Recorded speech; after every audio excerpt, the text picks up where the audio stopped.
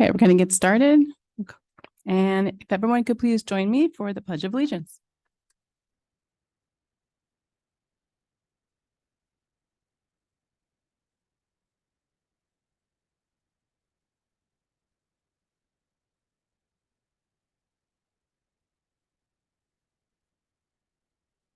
Okay, Mrs. Sugars, can you call the roll, please? Mrs. Stratton, Present. Mrs. Fleischer, Here. Mrs. Gallagher, Here. Mr. Greenbaum, Here. Mr. Mayor, Here. Dr. Rude, Mrs. Tong, Here. Mrs. Winters, Here. Ms. Stern. Here. Okay, so Dr. Morton, I understand we might have some new staff we want to welcome and recognize. Yes, we do, Ms. Stern. I'm very excited this evening to have the opportunity to welcome many of our new staff members. We had the largest contingent of new staff joining the district this year that we've had in recent memory. I've seen many of them around as I've traveled through the schools, but I guess the last time we were together collectively was during new staff orientation, and it was a roaring and rousing time, especially that last day. So it's with pleasure that I asked Ms. Wilson to join me at the microphone so we can welcome our new staff.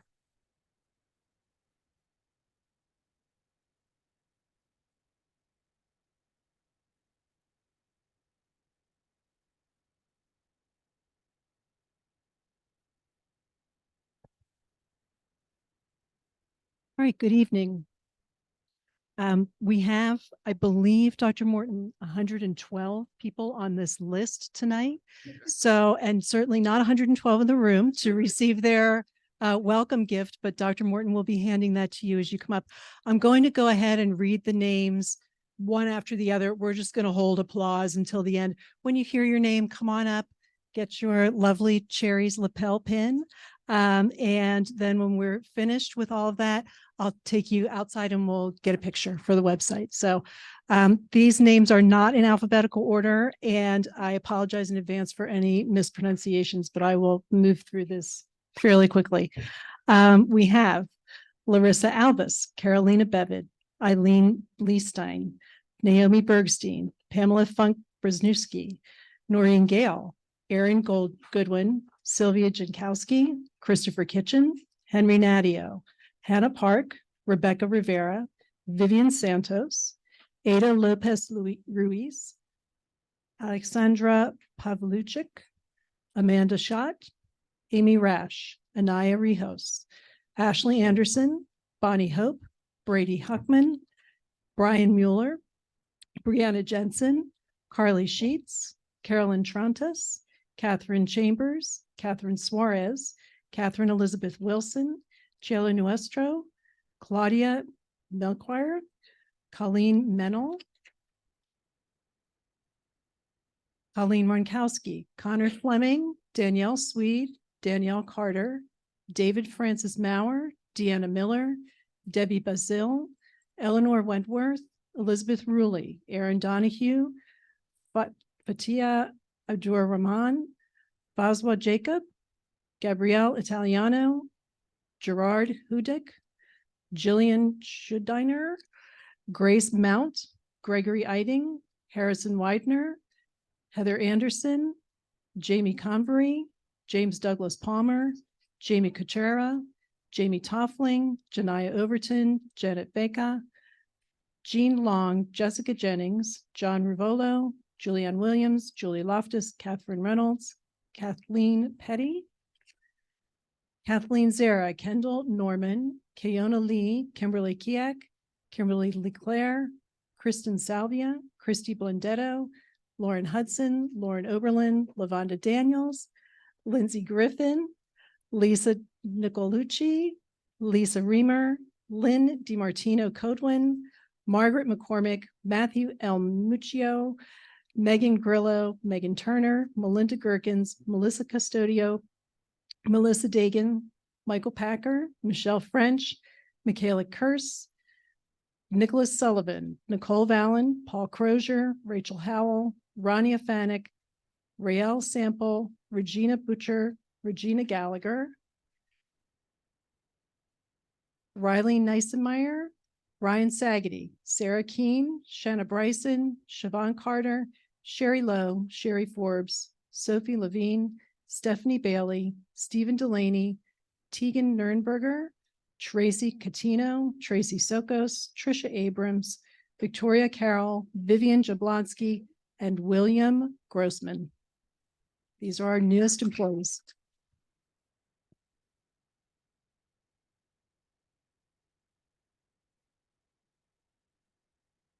Well, first of all, thank you. I know you're a small but mighty crew. We're so happy you're here. Thank you for braving the evening. It's not usually top of people's list to come to Board of Ed meetings, so welcome to the district.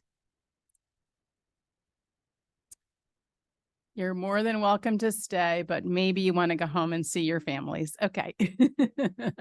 Thank you. Okay. So now we're going to move along to presentations. And Dr. Mahan, I believe you have a very exciting presentation for us. So turn it over to you. Just give me 1 second to share my screen.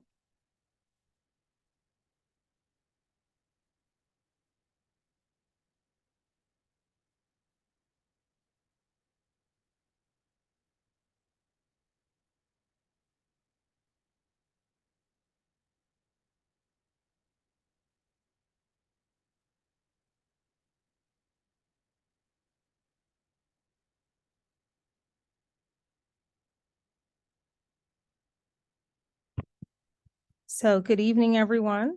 This evening, I will be sharing information regarding the full day kindergarten survey results. As always, I like to start presentations with images of the students that we serve. It is always a reminder that we work on our daily goals to impact the students that we serve. Here is an image from the first few days of school representing our kindergarten students. In this image, they were working on building relationships and community. If you have been following Twitter and our other social media handles, you will see that there are many examples of students getting acclimated to full day kindergarten. So the journey, I won't read verbatim what is listed on this slide. Sorry, I'm going to try and make my thing go down.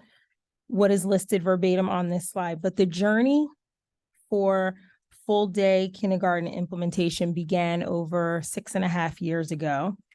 So planning began in 2017 with implementation in 2019-2020 school year. So let me just go through with you quickly what has happened in the last 5 years. 2019-2020, first year, COVID hit in March and schools were shut down. 2020-2021 was year 2, and we were in a virtual and or hybrid or fully remote situation. 2021-2022 was year 3. We were back, we were fully masked. It was a little bit uneasy. We were getting acclimated, returning back to school as which we were accustomed. 22-23, yay, year 4, back to school as we were accustomed and ready to implement the full day kindergarten program with fidelity. And now we are in 23-24, which is our current school year. So with that journey, just to highlight some of the bullets on the slide, we wanted to develop a program that was forward thinking. We wanted to ensure that our students were engaging in meaningful social experiences. We wanted to add credence to the district's already stellar academic reputation. And we wanted to foster an environment that was appropriate for our youngest learners. So here is a picture of some of the members of the full day kindergarten committee. And the emphasis was not on making full day kindergarten pre-first grade. The committee really stressed the importance of play, both structured and free play, dramatic play, social emotional learning, an integrated curriculum, time for rest, as well as time for academics. While this committee did not agree on all aspects of the program, in the end, we believe that the final product is strong and meets the needs of the students that we serve. It was a pleasure to work with the committee that included educators, parents, researchers, practitioners from the field with expertise in early childhood education, world language, social emotional learning, reading literacy and language arts, and purposeful play. This picture represents probably a little more than half of all of the participants. So to jump into the survey information, as I mentioned, this survey has been 6 years in the making. We finally felt at the beginning of this academic year, we were in a position to survey parents who had experienced a full year of full day kindergarten. There was participation from all 12 elementary schools, and the individuals who were asked to take the survey included full day kindergarten curriculum committee members, full day kindergarten teachers, and parents of students who were in the full day program. Just to give you a little breakdown, there were 283 or so respondents. We had respondents who represented all of our demographic groups. The split for male and female was 49 to 44. Respondents indicated that email was their preferred method of communication, and text message was second.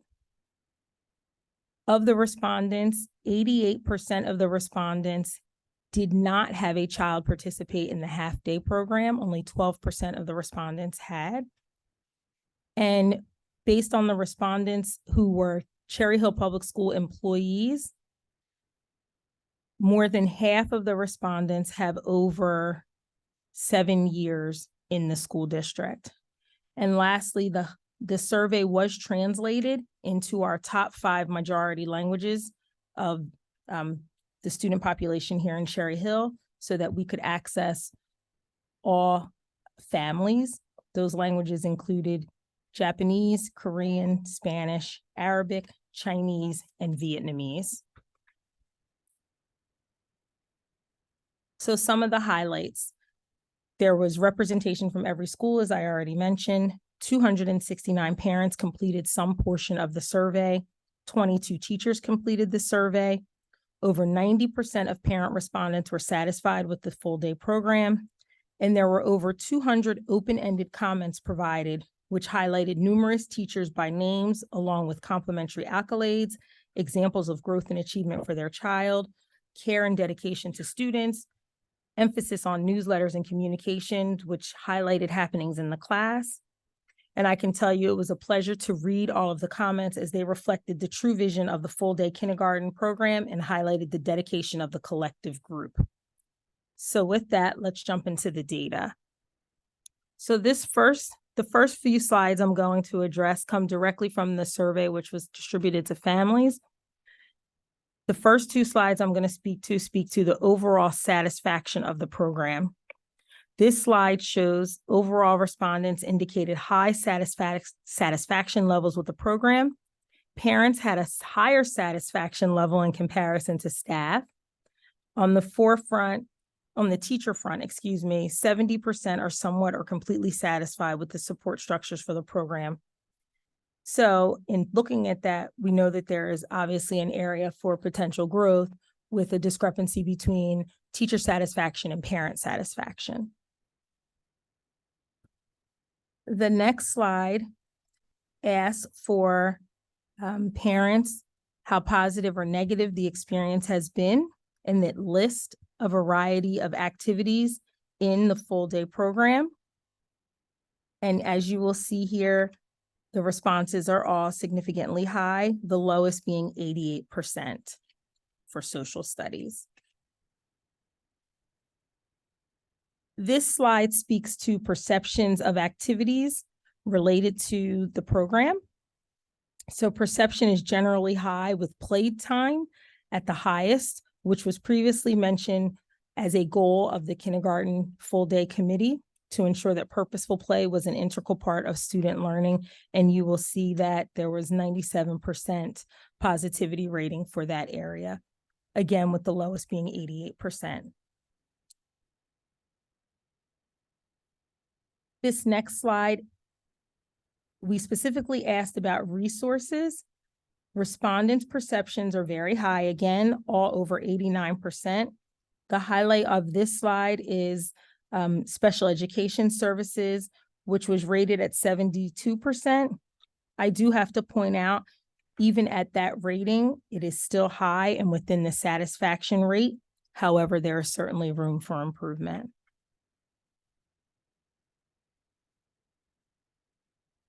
The next few slides speak to areas of improvement. So families, parents, and teachers were asked to prioritize areas of improvement. So we specifically said if there was something that we could improve in the program, where would you like to see that improvement? So this first slide shows you the teacher's responses compared to the parent responses. The teacher responses are the top line, the parent responses are the bottom line. So what I've done on the next slide, just to make it a little bit easier, is separate teacher response and parent response. What is in the chart indicates the top 3 areas in which parents and teachers believe that we needed to prioritize and or could use improvement. The one area that I would like to highlight is that both teachers and parents indicated social emotional learning as a highlight and as an area. I highlight this area because social emotional learning has been a topic of many conversations and individual viewpoints. And this shows alignment between what we as educators believe and what parents believe is important for their children's development in our full day kindergarten program.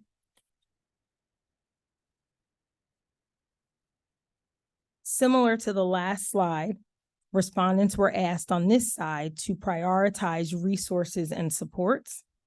And again, similar to the last slide, to make it easier for everyone to see, I broke it into a chart and highlighted again, teacher responses and parent responses. So again, there is a connection here between more resources for parents to support their child's academic development, which speaks to us as a school district, making sure that parents understand what the expectations are from a curricular, social, and emotional standpoint. There is also information here from parents asking for more information on, more support for child's social development, which again speaks back to the previous slide regarding the importance for social emotional learning for our students. Teachers did highlight educational assistance and more resources for parents to support their child's academic development, all which go hand in hand. The next slide speaks to student preparation, and I will speak later in the presentation about the implementation of full day kindergarten, a full day preschool, but this slide asks specifically, how prepared do you believe your child is for entering kindergarten? So parents and kindergarten teachers responded to this, and you will see that there is a pretty big discrepancy between parents' beliefs around their child's preparation and the teachers' beliefs in regards to children's preparation for the program. So as we move to implement a full day preschool program, hopefully this gap will be closed because we will be able to ensure consistency of curricular expectations as we move forward and as students matriculate through the pre-K-12 program. So the recommendations, there were 4 solid recommendations that came out from the survey. The first one, which I'm sure no one is surprised to see, is continue to offer the full day kindergarten program as it has garnered strong support and satisfaction from both parents and teachers alike. The second one, which I mentioned previously, is to examine the factors contributing to lower satisfaction levels with kindergarten special education services, which currently rank the lowest among all resources. The rating was at 72%, other areas rated at 89 to 92%. And again, although 72% is still within the satisfaction rating for the overall survey. The next one is to prioritize the enhancement of academic enrichment opportunities and the implementation of targeted interventions for at-risk students. I can tell you that for the recommendations of number 2 and number 3. This year, Ms. Edwards worked Miss Edwards, who is the principal of the Malberg Early Childhood Center, worked very closely with Miss Violetta Katsikis, who's one of our curriculum supervisors, to support transition plans and articulation meetings between the preschool into the K-5 buildings. The data on item number 2 specifically has been shared with Ms. Mallory as the Director of Special Education, so we can begin to provide appropriate and targeted supports for families. In regards to our prioritizing academic enrichment opportunities, we will continue to work with our teachers to determine what academic supports are needed and how we can appropriately provide them for our students. And lastly, consider increasing classroom support by introducing educational assistance into classrooms. So educational assistance support varies across each one of our schools. There were some outliers in the survey in which schools had 0 educational assistance support last year, but they do have it this year, so we have proactively addressed that. While not assigned one educational assistant to each kindergarten classroom, there is access for all kindergarten classrooms. This is a budget and human resources conversation that we would need to continue. So as we examine each recommendation, we are looking at a comprehensive and longevity view of addressing concerns and how the survey results connect to other initiatives. So for example, as I had previously mentioned, we are setting the stage. So we are eagerly anticipating hearing from the New Jersey Department of Education regarding our application for preschool expansion. I thought I was going to have an update tonight, but unfortunately I do not. But this presentation succinctly told the story of the journey and the results thus far with the implementation of full-day kindergarten. We plan to employ a similar process if awarded the preschool expansion grant. A clearly articulated preschool and full-day kindergarten program speaks to the continued growth of our early childhood, A clearly articulated preschool and full-day kindergarten program speaks to the continued commitment and the growth to our early childhood education program in the district. In continuing to set the stage, step 2 for the survey is we plan to survey all of the current first grade teachers in the district, because now they would have received students who went through the full day kindergarten program who have now matriculated into first grade. The intention is to survey first grade teachers in January, because they will be able to assess the preparedness of students who have entered into their classrooms as first grade students. Any questions?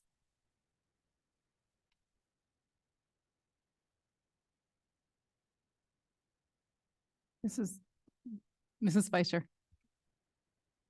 Thank you, Dr. Mahan. This was wonderful results that we have from kindergarten. And I want to thank you, the administration, Dr. Morton, and actually also our CNI committee for also really pushing to make sure we have this data too, and everyone working together, because this is really wonderful to have this all in front of us.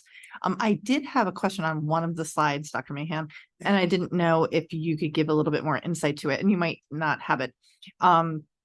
So I don't know if it's numbered or not, but it's the first one where we got the chart overall. How satisfied or dissatisfied are you with the full day kindergarten program? That overall one. So on that, which you pointed out, which is true and wonderful, is the parent and guardians are the top completely satisfied percentage, but they are the only ones that had completely dissatisfied that came up at all. So I just didn't know what your take was on that, if you knew specifically what area maybe they were talking about, and if there's anything that you've taken, that you've changed this year, seeing their comments.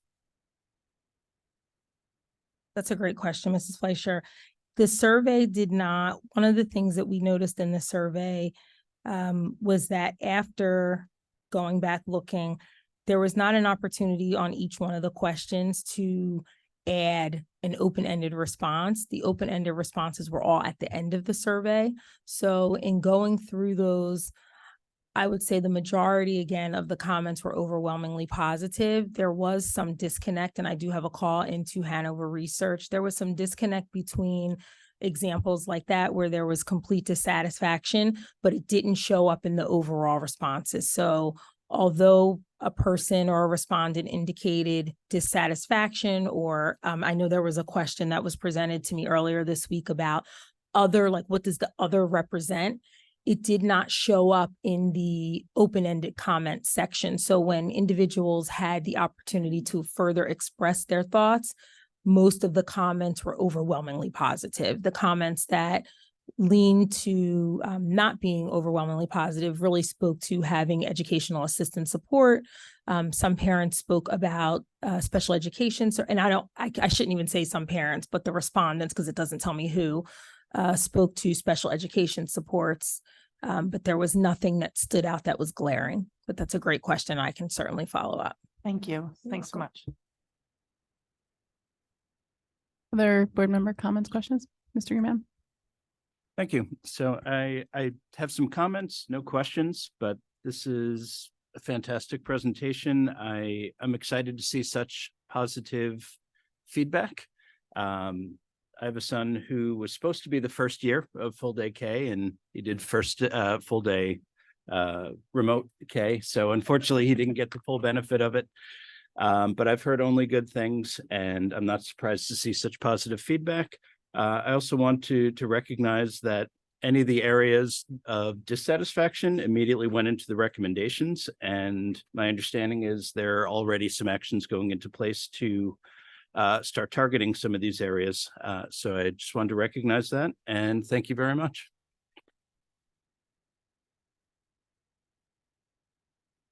Mr. Mayor. Thank you. So I'm going to follow up really by paralleling a lot of my comments with what we've already heard. It's unfortunate that that those parents who may have not have a complete or maybe more dissatisfied, weren't terribly vocal, because obviously we want to know, what those issues are so that we might be able to address them a little bit more quickly. But I am very pleased to see that Dr. Mahan, that you're not happy with 72%. I mean, overall, that's an okay number, but it's not clearly okay enough. Not even close enough. So it's good to know that you and your staff see that as an area of significant improvement opportunity and are going to work on that. Particularly the two issues, things that jump out at me that I'm very happy to see, aside from overall the success of the program, that you're going to look to survey the first grade teachers next year, because that's going to be a huge sort of lagging indicator. It looks like it's working well, but those first grade teachers will have, I think, great impact and a lot of good information for us next year. I am also particularly pleased to see that on both the parent side and the teacher side, social emotional learning is valued very highly, and valued very highly at such an early stage in the child's education, because it's a foundation upon which I know I support tremendously, and as does the district throughout the curriculum. So that's great to see. So it's great work. Fingers crossed that we get good news from Trenton, so that we can mirror a lot of this success with pre-K. Great start. And obviously we as a board, at least me personally, and I know my board colleagues, look forward to supporting these efforts in any way that we can. Thank you. Okay. Mrs. Winters. So I'm lucky enough to be both a former kindergarten curriculum committee member and a parent of a child who was actually in this cohort that was surveyed.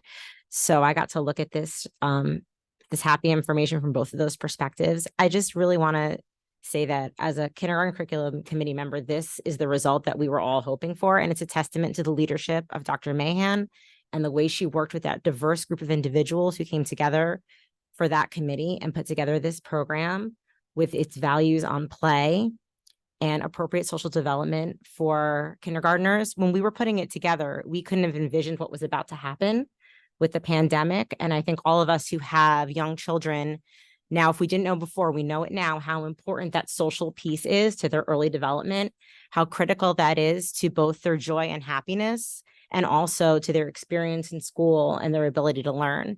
So I just want to say that, you know, I've been accused of, and also have accused myself of being the board optimist, or somebody who always sees the glass half full, but it's based on my experience of the amazing way that Dr. Mahan led the kindergarten committee. And I know she's going to bring that same brilliance and energy and knowledge and expertise to the preschool, that I know that we will have the same results. So I'm just really thrilled.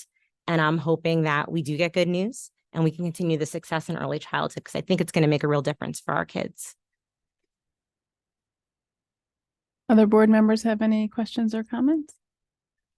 I just have a few myself. You know, I think when we talked about this in the committee level, we talked about, you know, even though overall these are very high satisfaction results, we always want to see where we can still make progress. And so one of the discrepancies in the data shows that the view of parents of learning and their understanding of what is educational at this age may not match what is actually understood by our professionals. You know, our teachers are very comfortable and satisfied with the level of learning the students are doing, but the parents may be a little less so. So we talked about the idea of ensuring better communication, perhaps parent education, so that parents who are not necessarily educators could understand what is being learned by our students in these environments that might look like what we think of more as play, and how kids are learning through play at that age, at that very young age. I think that is an important piece.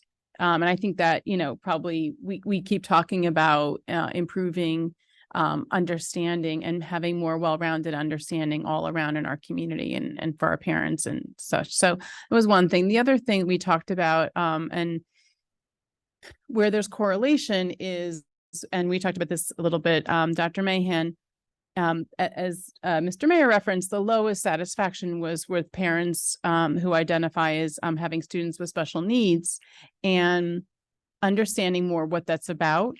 Why are they expressing lower levels of satisfaction with the program?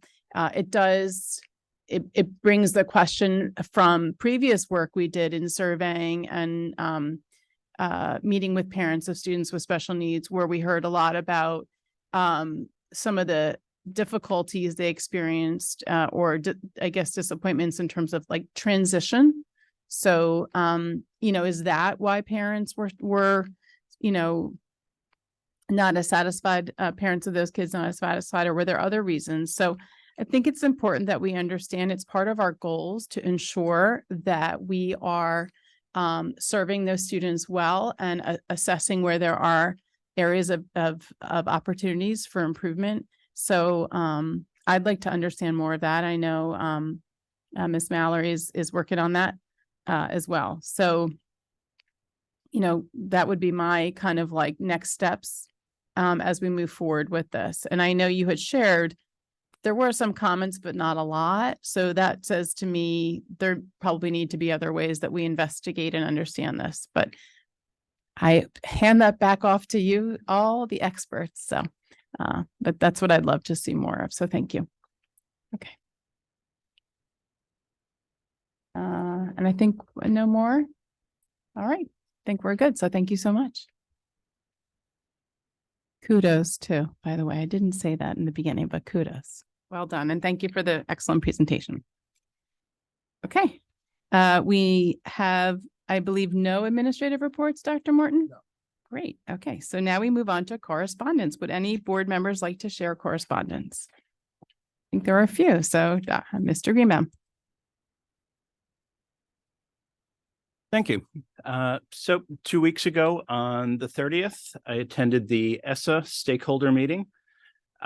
This is the Every Child Succeeds Act. A lot of parents, students, teachers, principals were in attendance. I was accompanied by Mr. Duckett, who is our student rep from West, And it was a really great presentation on the various funding streams and grants that our district takes advantage of, including Title I, Title II, Title III, Title IV, a really good overview of what each type of funding is, who it's intended for, and how those funds can be used.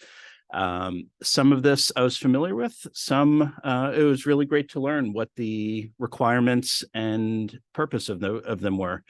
For example, supporting children from low-income families, increasing student achievement through recruitment, hiring, retention strategies, supporting English language learners, children of immigrants, supporting overall academic achievement through well-rounded education, mental health, social emotional learning, et cetera, et cetera. I really enjoyed the presentation, the overview, and the various funding sources associated with the Every Student Succeeds Act. And thank you very much to Dr. Mahan and Mrs. Staffen for their great presentation. Great. Other board members have correspondence. Mrs. Elmore Stratton. Yes, so I was able to be a part of Malberg's open house, I believe that's what it was titled, for families to just check out the building, young people to see their classrooms, and that was really job well done by the team there. Also had the same opportunity to visit Malberg on the first day of school, which was pretty cool. I repeatedly say I'm welcome to jump in. I'm totally okay with serving lunches if necessary. So I've given myself to that building, but it was really cool to see all the little people excited on the first day. And even some of our new teachers. I spoke with Miss Dolly, who's in the library there, media center there, and she was really excited for the first day. Then I also had the opportunity to go to A. Russell Knight's back to school night last night. And that was really nice. That it actually was my first time going to Russell Knight. So it was really neat to see that. And one of my highlights is seeing so many people that I've gone to school with, or just that I lived in the community with me for the last 30 plus years. And it was really nice to talk to some of the teachers too, Miss Pilla, Miss Nunzo. And I was actually trying to look up something really cool I heard from one of the kindergarten teachers as she was speaking with families last night about just what her expectations are for kindergarten specifically.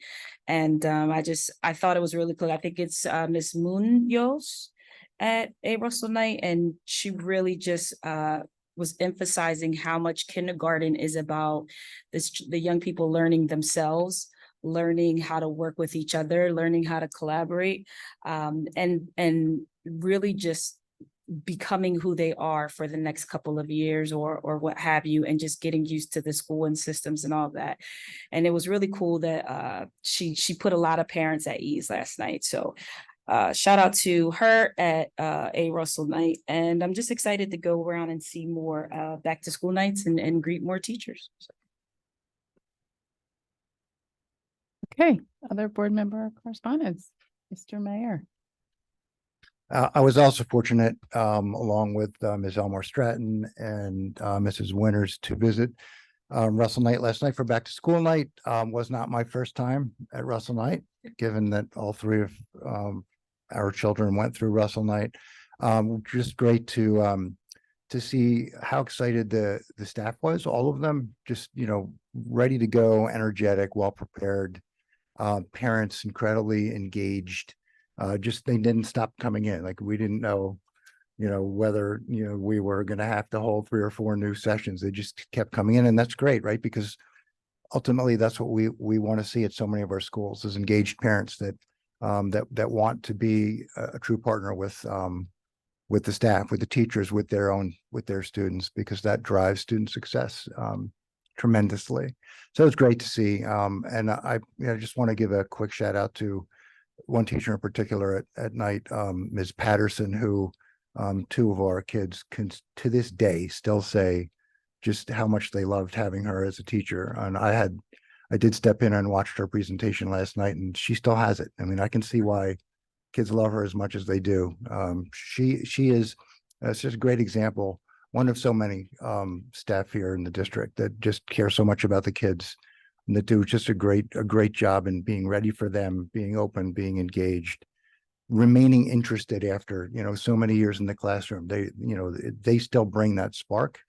And I can't wait to see more of that at more back to school nights, next couple of weeks. Okay, well, it's the beginning of back to school night season, so here we go. It's gonna be a busy few weeks. Mrs. Winters. I was partners in crime with Miss Elmore Stratton at the Malberg Sneak and Peek. And what I took away from that, which is get ready, because all these preschoolers had 1 and 2 little babies coming along with them. We saw so many double strollers, people with preschoolers and toddlers and wearing babies and baby carriers. So I think we are good guys. We have a future educating lots and lots more children in Cherry Hill. But really, it's just Malberg is my favorite place on earth. It's such a joyful place. And there were so many kids who were so excited to see the beautiful classrooms the teachers had worked so hard to set up in just a quick day or two turnaround because of all the construction. The classrooms were lovely. The children were thrilled. The parents were excited. So it's just, that place has always such a joyful feeling. And I was just so happy to be there. At Russell Night last night, I got to be there with Ms. Elmore Stratton, Mr. Mayor. So the cool part for me was going to my first grader's presentation. His teacher this year is Miss Rodriguez, and hearing her articulate to the parents so many of the things that we've worked on in the C&I committee. So that classroom is using the Eureka Squared program, which we're piloting this year. She talked about second step SEL and how important it is for her first graders, that piece of the curriculum.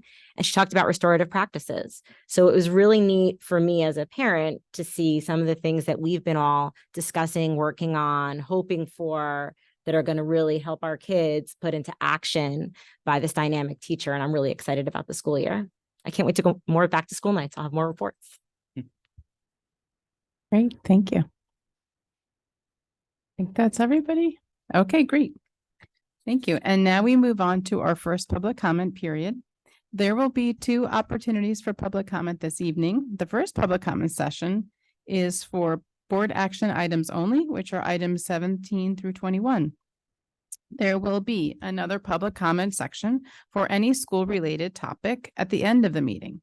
If you are a student in the district, you may comment on any topic, school-related topic, during the first public comment period. If you are a student who is online, we ask that you please identify yourself by putting an S after your name. And we will alternate between comments of people in the room and people online, speakers in the room and speakers online. If you would like to speak now, please identify your agenda item that you're going to be speaking about. Clearly state your name and municipality, and you will each speaker will be given a maximum of 3 minutes to speak. The timer on the screen will indicate the amount of time you have remaining. Public comment is an opportunity for members of the community to comment on matters relevant to operations of Cherry Hill Public School District or within the authority of the Cherry Hill Board of Education. The board welcomes diverse opinions on relevant matters spoken in a respectful manner. Under established federal law governing reasonable restrictions on speech in public forums, statements which demean individual community members or groups or which are irrelevant to the operations of the school district or repetitious will not be permitted. Community members who would like to present information not relevant to the school district are always welcome to communicate directly to the district superintendent, board president, and all board members via email or other alternative means. Okay, so we will start in the room. If there is anyone who would like to make a public comment at this time on action items, please approach the podium. And I do not see anybody at the podium. I'm looking online. I do not see any hands raised online. Or go back to the room and we have I was just making sure there weren't any students. Thank you. Alana Yaris, Cherry Hill. 21.1. Last meeting, the HIB hearing, there was a vote for 2 yes, 2 no, 2 abstain. So, and then there couldn't be clarification because one of the board members had to leave early. one of the board members who voted last time who you needed clarification on is not here tonight. And I want to make sure that their vote is going to be recorded. But I guess because you're re-voting tonight, that can't be done, which is unfortunate, because they had a differing of opinion from other people who voted on the board. So just keep that in mind, for when you're voting for 21.1, 18.5, cap.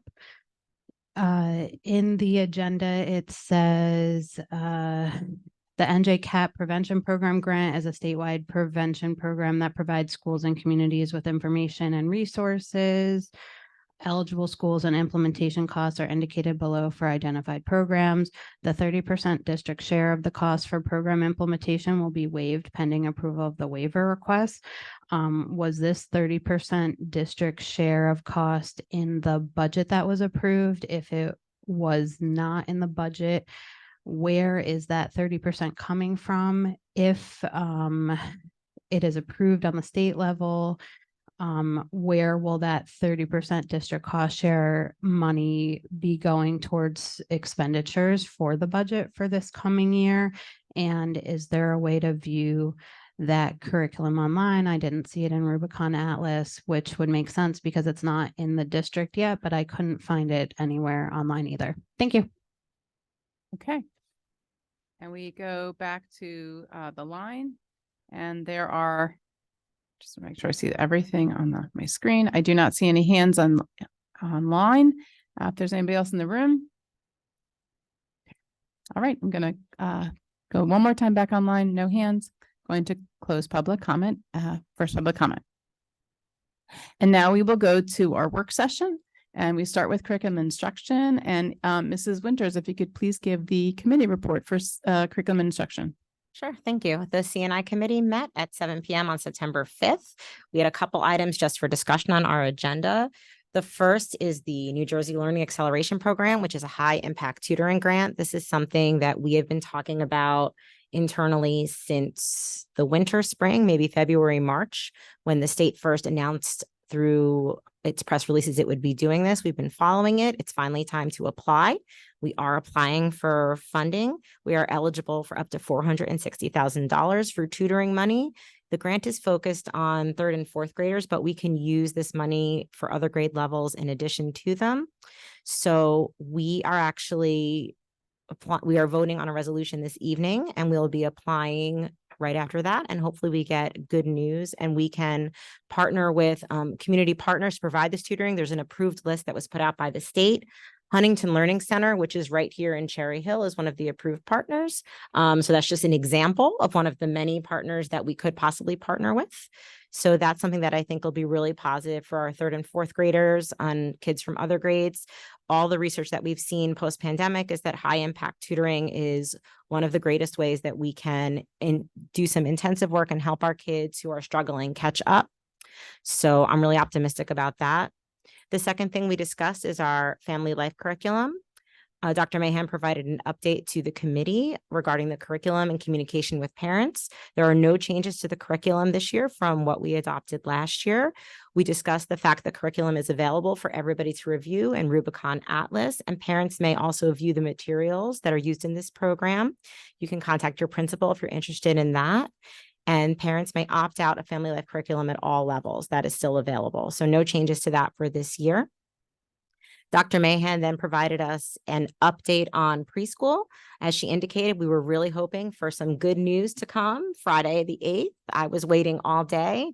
Mr. Greenbaum can attest to that, as he took me to Starbucks and gave me a cup of coffee to try to calm me down. But sadly, there was no news to be had. And we are still waiting. So hopefully we get some good news on preschool expansion aid sooner rather than later, because I know we're all waiting to see what happens with that.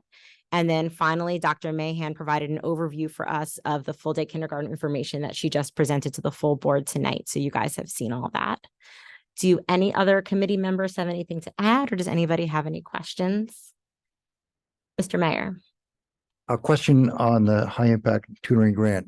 In the event that we're successful, and we have funds for that, how would the tutoring be targeted, if we even know that yet, as far as We know the grade levels, but would there be an opportunity to target those students at the student level that show the greatest need, where there may be more opportunity and more positive impact, as opposed to targeting two students where the positive impact may not be quite as great?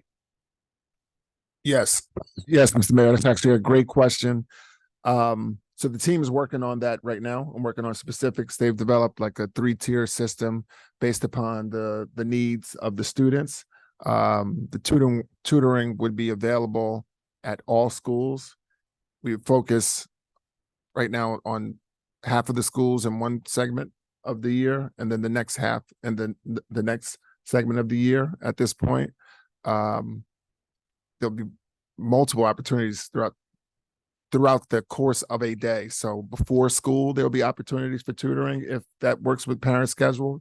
There'll be opportunities during the school day, during I&E we're looking at now, to provide tutoring, and then potentially as well after school also, and then maybe into the early evening hours as well.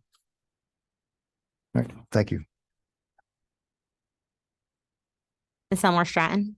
Just another thing to add with that, Mr. Mayor, is for that tutoring, it is important for caregivers to really make sure that they speak with their young people, especially if they're in the older grades, because getting the information on the tutoring, I've heard, has been an issue.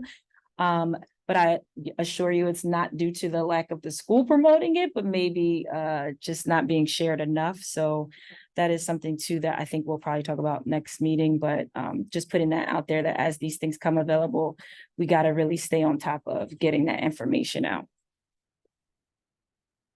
Ms. Gallagher.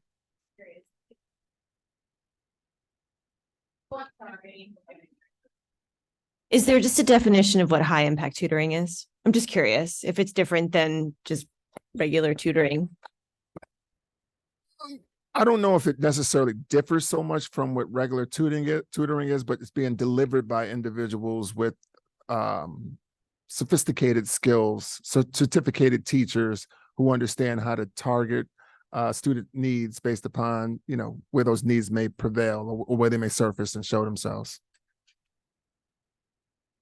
Yeah, if you Google it, Ms. Gallagher, there's been a lot of discussion about it post-pandemic. And I think the idea is intensive high-dose tutoring because, there was to catch students up, we've kept moving forward, but there's a gap. I've been reading, I'm sure as you've been reading articles all over the press about it and thinking about ways that we can address this. And this seems to be one of the most effective.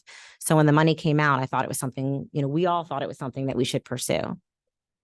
I think Mrs. Winters, and I think Mrs. Gallagher, there was a pretty big meta-analysis study, I think it was out of MIT, about high dosage tutoring.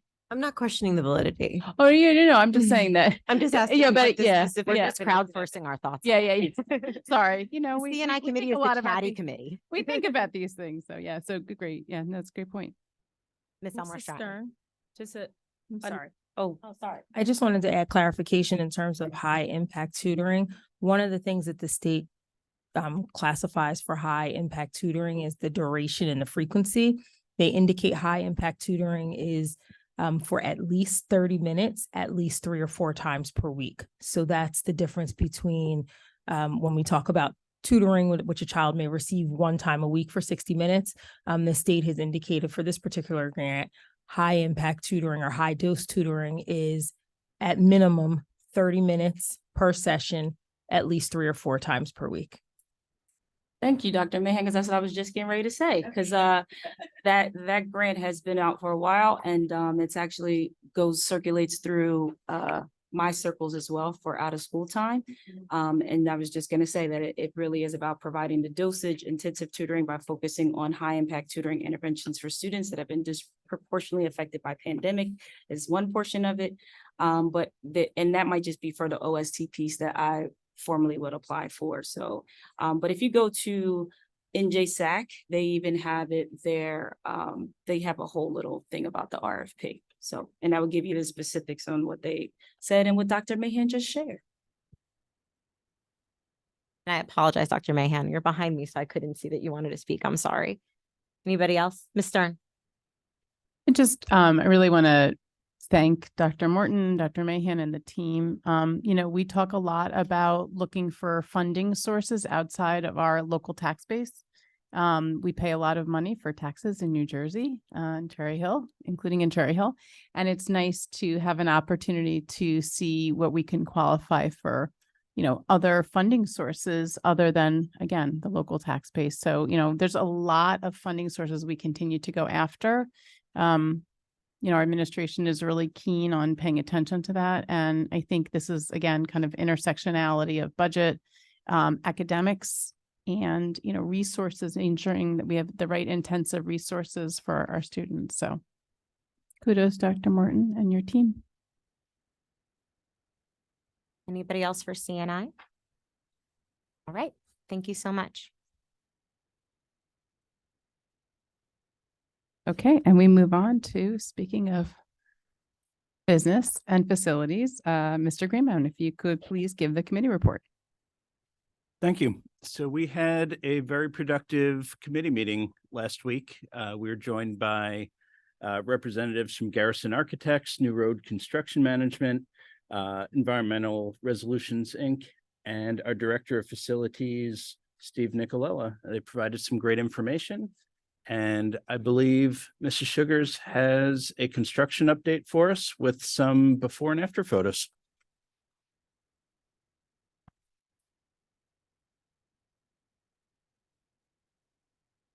Yes, I do. I think, as we've been talking a lot about construction, that a picture is worth 1,000 words. So I thought it might be nice to share some of the pictures. We did this last time we did this, it was in July.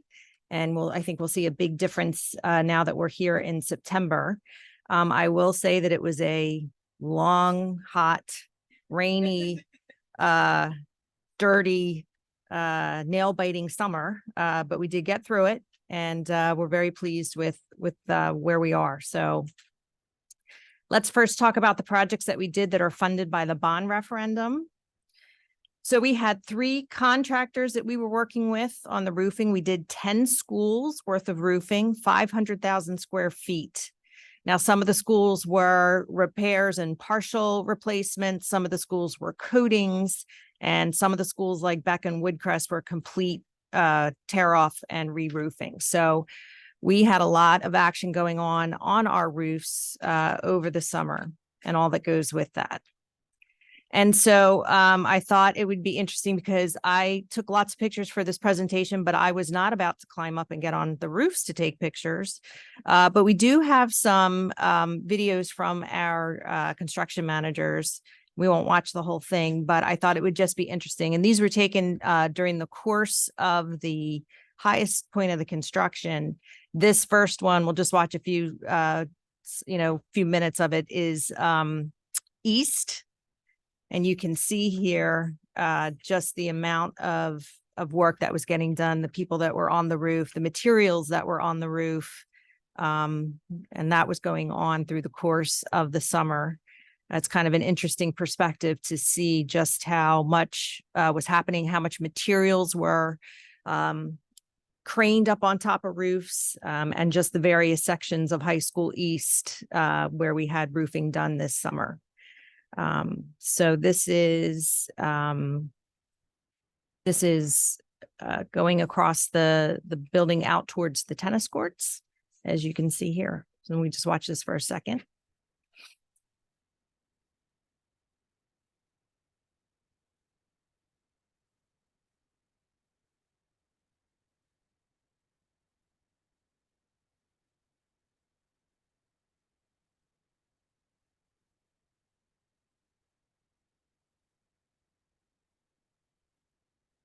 Now we're heading back towards Crescent Road. So you can just see just the extent of, you can see the cranes, you can see the materials of just a small example of what went on in the district through the summer.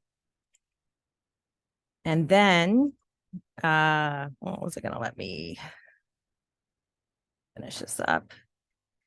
And then if we look at West, which is our other large project, we can see here as well, just what went on at West with all of the materials, all of the workers, all of the equipment that was needed to bring all the materials onto the roof. We have videos of some of the other schools, but they're they're not quite as not as quite much going on at those as there is at these two schools. So I just thought it would be interesting to kind of see it from that perspective.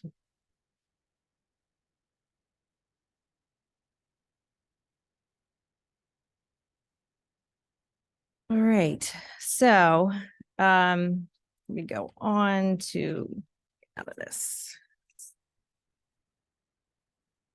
On to our next slide. Probably not going to let me get out of it. Hold on.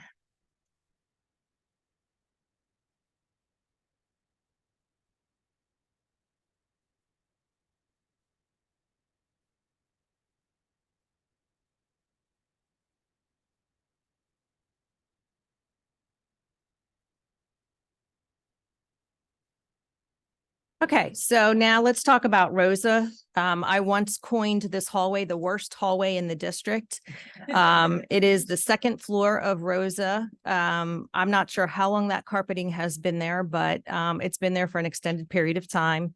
And that building is, is a very busy building. And so we were very happy to make this one of our first projects. This included not only carpet removal and replacement with tile, but also an asbestos removal there's asbestos in the plaster, and there's also asbestos tile that had to be removed. So we did that project over the summer, and this is the results of what that looks like now. We were able to redo the ceilings, do the paint, and also add new lockers in. So we were very pleased with how that project came out, and I think it's made a world of difference and just has brightened everything up dramatically at Rosa. We also did some work this summer on our playgrounds. This is Hart. You can see what the playground looked like before we started, and then we have some pictures of the work as it was going on at Hart. And this is some of the pictures of the finished product that we have. We are still finishing up a few punch list items at this playground. We are hoping to have it resolved by the end of the week. But you can see here that it's a big improvement, and we're very happy with the poured in place surface. It's a nice bouncy surface, reduction of injuries. So we're very happy to have that surface as well there. And then we have the Payne playground, which you can see here, the in progress pictures here. And then the finished product, almost finished product. Unfortunately, there were two pieces of equipment that needed to be remanufactured at Payne. So we are waiting for those two pieces to come in before we can finish up. Once we get them installed, we will finish up with the poured in place surface there. I was told today that the pieces are in transit. So we are hoping that they arrive shortly, and that we can hurry up and finish up that project as well. We also did some site work at Payne, which involved replacement of steps and ramps in the back of the building there. And you can see here that these are the finished products of that work as well. We only are waiting on railings at this point. They field measure railings, so they don't actually measure for the railings until the installation is completed. So that has been done, and we put up temporary railings for now until the permanent ones come in. We also did some projects that we funded through our capital reserve account. That was mainly site work projects, and also the Malberg playground. So this was when we first started the playground at Malberg. And this is the finished product there. We have just a few items that we're finishing up there. We need to, you can see it here with the swings. We had to order some additional chain link for the swings. The heights need to be adjusted for them. So we're waiting for that to come in. Other than that, that playground is open and able to be used at this point. And it's really large. These pictures don't do it justice, which is nice. We also installed a new ramp and stairwell at the end of the hallway. If you're facing Malberg and you look to your left, this is at the end of the building on the left-hand side. So we also were able to do this work as well. And then as you noticed, I hope when you came in tonight, our lovely new parking lot here at Lewis, it was a long summer of parking on the street, but I think it's all worth it because as I'm sure you saw tonight coming in, it's very, very well done. We will finish up the rest of the work. It would have been virtually impossible to do all of it and still have some parking and still be able to function as a building over the summer. But the rest of the site work will be done as we move forward with bond work. We also did some site work at Stockton. So you can see here, we did concrete work, step work, and also asphalt work. And you can see that work there at Stockton as well. So what is a work in progress at this point? So we have awarded the bid for the stadium improvements at High School East. That work will begin after the last football game in October. And we expect that work to be completed in the spring. We also will be putting out our all-purpose room additions. That's at Knight, Barton, Sharp, Kingston, Johnson, and Mann. That bid opening is scheduled for October 5th, and that bid award should be on October 17th. HVAC replacements. This is a project overall we've been holding off on, but we do have some areas that need some immediate attention. We also are using some of our ESSER and SDA grant funds toward these projects. So we are starting to chip away at some of the HVAC work. We're also talking a lot about the first phase of what Carusi is going to look like. The first phase is going to include the main hallway, the front entrance area, the main office, the gym, and the replacement of the roof. And that is slated to kick off in the summer of 2024. And also we are looking at the cafetorium addition to Rosa for the summer of 2024 as well. So I wanted to talk about this. We did talk about this in July. There was some concerns about in front of Stockton what the bioretention area was going to look like. It's going to be it's going to be a well-planted area with grass around it, vegetation. There was some concern based on the concept plans from the bond referendum development that it was going to look like a swimming pool. I can assure you it is not going to look like a swimming pool. So I had asked ERI to put this drawing together so that we could kind of get a feel for what it's going to look at. This also led to another concern that had come up about the Kingston edition, the APR edition for Kingston. This is the concept plan that we used during bond referendum. It indicates that the playground is out over by the abandoned tennis courts near the road. That is not where the playground is going to be. If you look at this, I know this is hard to see, and you probably can't really make out. The existing building is right here. The addition will be here. There will be basketball courts and there will be a playground area back here. This is the walkway out front and the road is out here. So the playground is not going to be out over here. The playground will be back here near the blacktop area and closer to the new addition. So I think it's hard because we still have a lot of information up on the Cherry Hill Tomorrow website, which includes the concept plans that we had used when we were developing the bond. Those were concept plans. We are now into bond development. We are now into bond design and things change. So we appreciate it when people bring those things to our attention because we want to make sure that the correct information is getting out there. But if you see something on a concept plan and it doesn't look right, it's a good idea to question it because that's not necessarily what it's going to look like in the end. We work with our principals, we work with other administrators, and we make sure that, things are placed where they need to be placed that will function well for the building. So I just wanted to share that as well. Are there any questions concerning the projects?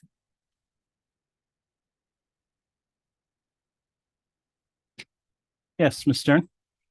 So before questions, this is amazing and exciting. When I heard 500,000 square feet of roofing, that sounded a little 500,000 square feet of roofing. That's a lot, however you call it. But great to see and nice to know that we won't have the kind of leaks we had, which means that we won't have the kind of other problems that come with leaks. So great. really great. Two things. You could just speak a little bit to where we're at overall budgetarily in terms of what's been budgeted for these projects versus what's been where we're really kind of landing realistically, which not sure how much you can speak to that specifically, but to give us an overall so we know that we're on targets. That's my first question, then I'll hold off with the second one. So that, as you know, that's been a hot topic for the BNF committee. We have been talking about the best way to present information to the BNF committee and also subsequently to the public, and to do that in a way that makes sense, and to do that in a way that doesn't overwhelm, to make it concise so that people can digest it and see what it means. And so we had talked, unfortunately, we ran out of time at our last BNF meeting. We talked about it briefly, kind of tracking where the projects are. We, for the finance office, have to do that anyway. And we are tracking that information to make sure that our records are correct. How do we kind of boil that down and present it in a way that makes sense for the board to see? So we did add an additional financial report that we will continue to add each month that has a summary of what the first column is basically based on the project application. So it has all of the estimates for the project in the first column broken down by school, because as you know, all of our applications needed to be submitted by school. Then we have in the next columns, taking the purchase orders and the bid awards that we have done so far and breaking them down into those categories and linking them to those estimates. For instance, roofing is pretty straightforward, but then you add in, at Woodcrest, we also did some HVAC work. So we're pulling from different categories on those estimate lists when we award those bids. So there's a couple of things that we have been discussing. One is providing financial information at each board meeting. That will be part of the financial reports that we present. Including financial information on the website so that people can see where the spending stands. And then also modifying how we do the bid awards in terms of a definition and a summary of what the project is and what categories it's pulling from. And then a breakdown from the architect of kind of how they filled out the project applications and how the bid award is fitting into those categories, so that when we look at it, and when we're awarding a bid, the board can have a confident level of, where the spending is and how it's landing within those categories. Now, we had a document that we attached tonight. There are still some remaining questions about how we're presenting the overages and the shortages, which is more cut and dry with some projects and then not as cut and dry with projects that have allowances and have change orders and those kinds of things. And so I think probably we will continue those discussions at the next BNF meeting, where we talk about, do we want to just present what it looks like when the bid is awarded? Do we want to wait until the project is completed and we close out those types of things and present that information? The idea being that we want to present concise information that doesn't change, because I think then that creates other issues and questions as we go. Thank you. That's really helpful. And I guess my only other question was on the HVAC replacement at West.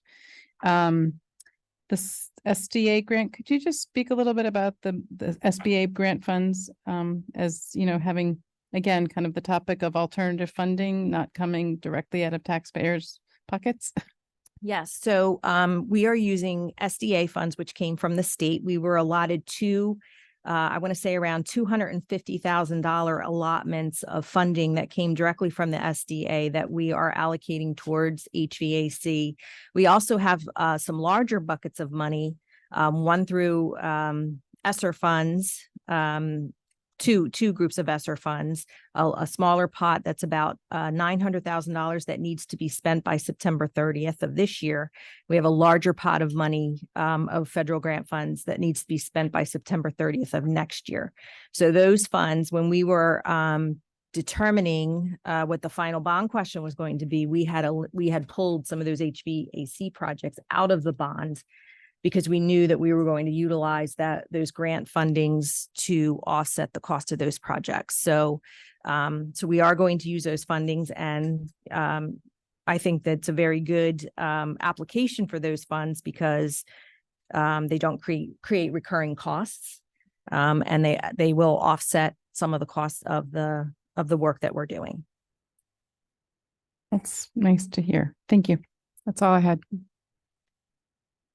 Yep. Thank you very much for that, Mrs. Sugars. As you know, we've been going back and forth on how to best present it. I know it's a very simple question with a very complicated to get and communicate answer. So I really appreciate you working with us on this.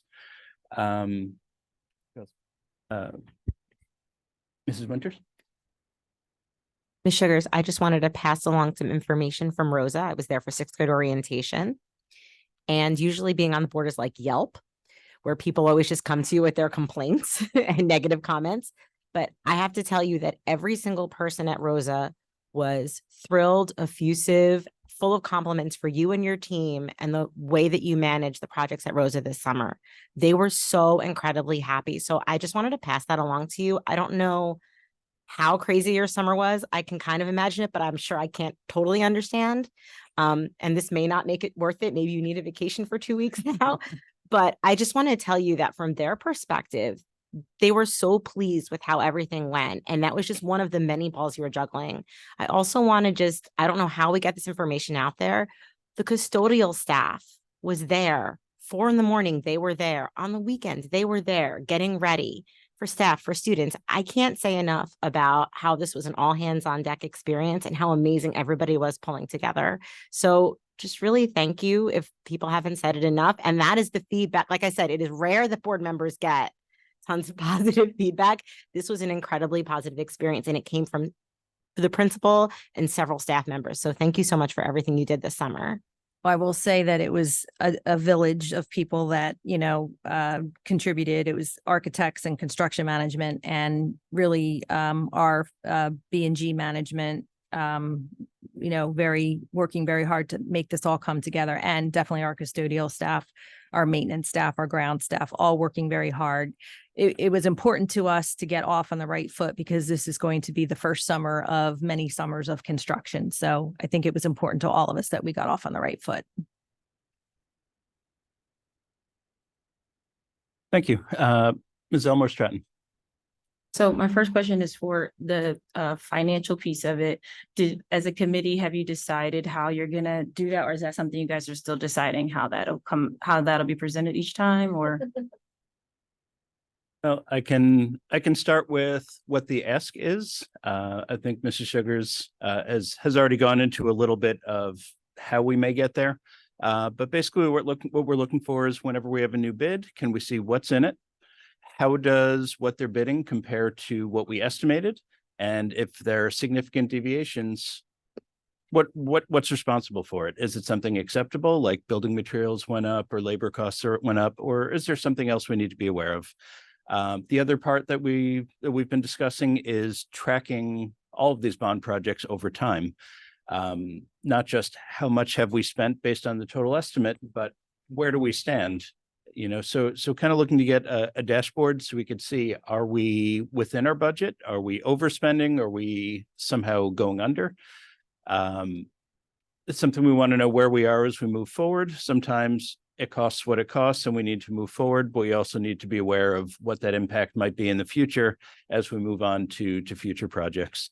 So that is the ask, and something that I'm sure will be a continued discussion with Mrs. Sugars and her team in BNF.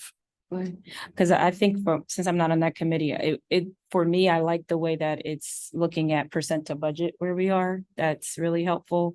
And then also if there's any like remediation that has to happen once you've already, like, you rip the roof off, you find out 10 more things are wrong, right? So I would love to be able to see that too if that happens. But and then just for Ms. Sugars, thank you for sharing like conception versus reality, because I think if you've never worked with an architect, it's hard to understand that thing can change as soon as you start the actual work. So that's really helpful.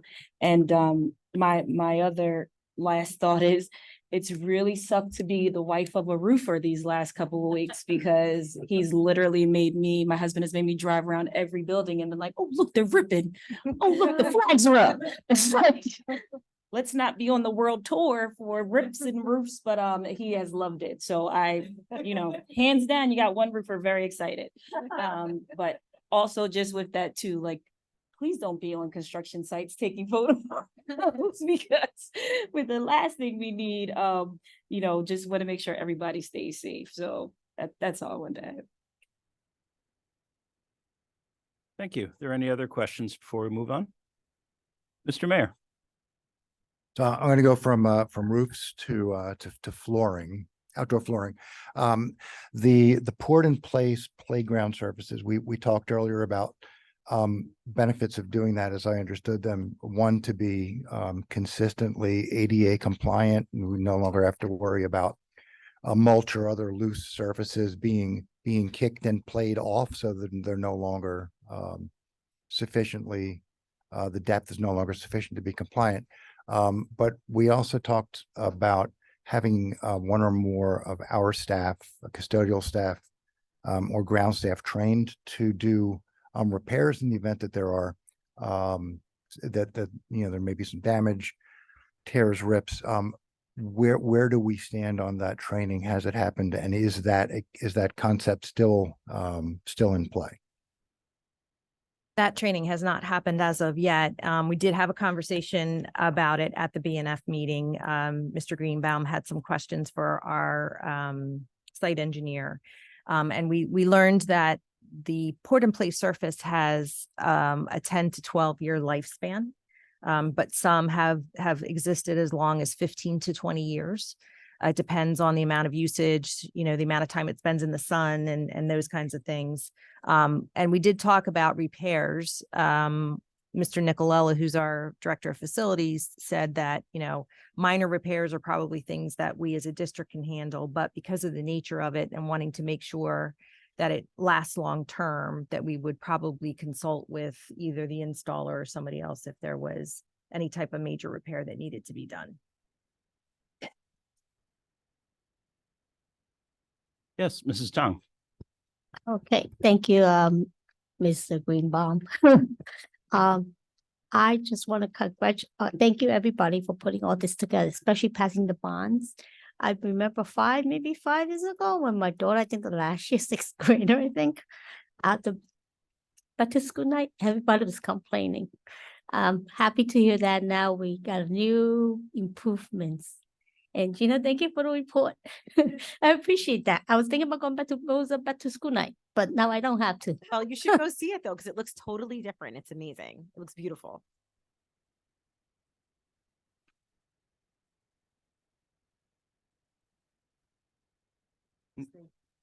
Okay, any other questions on the construction update? All right, so let me move on to some other items here. I usually do not speak that much, but I have a lot to report out on. Thank you for the updates on the new playgrounds. It's exciting to see that the new playgrounds are ready or almost ready, and I'm sure the kids will be excited too. I definitely plan on taking my kid to play on some of them when they're ready. We talked a little bit about the playground surface. There have been some concerns raised about the possible use of rubber mulch. This is something that we discussed with ERI, who handles the environmental part of oversight of our bond projects. The final place surface is not rubber mulch. It's a poured in place rubber surface that's safe, durable, and most importantly, accessible. There is rubber mulch used as a base layer to provide cushioning beneath the finished poured in place surface. This base layer is fully contained. It's considered safe recycled building material. And it's considered a standard practice when installing this type of playground surface. It's similar to what was used in playgrounds like Jake's Place here in Cherry Hill or Laurel Acres in Mount Laurel. As Mrs. Sugars mentioned, the surface is expected to have a lifespan of 10 to 12 years, sometimes much longer. The material of the base layer is not expected to break down significantly for about 60 to 70 years, at which point it will be long gone and replaced. Hopefully, yep. Something else we talked about in BNF are some of the next steps in construction. Bidding opens in October for our APRs. These will be done at 6 sites with associated site work, with substantial completion expected spring of 2025. So that's pretty exciting. I did want to add a PSA about active construction sites. As we continue with construction across the district, I just want to share a reminder to not enter active construction sites, particularly fenced off areas. This is for everyone's safety. And lastly, I wanted to echo Mrs. Sugar's comments and wish a big thank you to everybody that has gotten us here so far. Garrison Architects, New Road, ERI, Mr. Nicolella, who's our Director of Facilities, especially Mrs. Sugars for her coordination and oversight of so many of these projects all happening at once. The construction crews who worked long hours in some of the most challenging weather, whether it was 100-year rainstorms or 100-degree heat, to get this work done in time for the new school year. Our building and grounds and our custodial staff for getting our schools ready for the first day. Actually drove around and talked to some of them and thanked them for all their hard work, and everything just really looked fantastic for the first day. And of course, our teachers, staff, students, and families for their patience while we rebuild our schools. And I think that'll do it for BNF. Yes, Mrs. Fleischer. Thank you, Mr. Greenbaum. It actually was a thank you to you. Thank you for explaining the poured play surface area and explaining how it's all self-contained. I appreciate that. And also how I think all of us, it was extremely important for everything to be ADA compliant. Every single thing that we funded with the bond, especially our playgrounds, and just to have this explanation along the way, just to make sure everyone's educated on what we're using and what is being used and how it's all ADA compliant. So I appreciate that explanation, and thank you for all the work tonight. And thank you, Mr. Sugars. Yep, thank you. Okay, I have a feeling human resources report out will be much shorter. So Mrs. Elmore Stratton, if you would kindly take that. Wrong, it's super long. No, sure. So what I can share is number one, I'm really happy and excited that our HR team has been hustling along with our admin team. Just with interviews, I think every time I've spoken to one of the admin, they said I can talk, but then I have to go do an interview, which is great. And I actually think I can share, and Ms. Lieber, if not, tell me, because I'll turn this mic right off. I can share that we actually started our school year this year better than we did the last year in terms of openings, which is a really good, a good thing to have happening, because that means that number one, our adjustments with the health insurance really worked in terms of getting some more folks in the door. And then we're just getting the word out there. So more people are coming into our districts. And like Dr. Morton said earlier, we had 100+ new staff at our orientation. So I can share the specific numbers with you all if you would like to, that were shared with us in the committee. But I just wanted to make sure everybody's fully aware that we are definitely trending in the right direction. Last year we started school with, can I share this, Ms. Lieber? Yes. Okay. We started school with 20, I believe, openings going into the first day of school. And right this year going into the first day, hold on, my screen won't come over.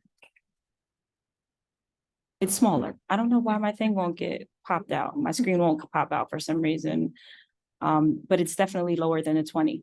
I will say, as I'm trying to figure out why my screen won't pop out, we also have several openings that we still have to fill. And that was one of the conversations I was having last night with one of our foreign language teachers at Russell Knight, is we have some of our positions are really hard to get filled, like district-wide, statewide, countrywide right now.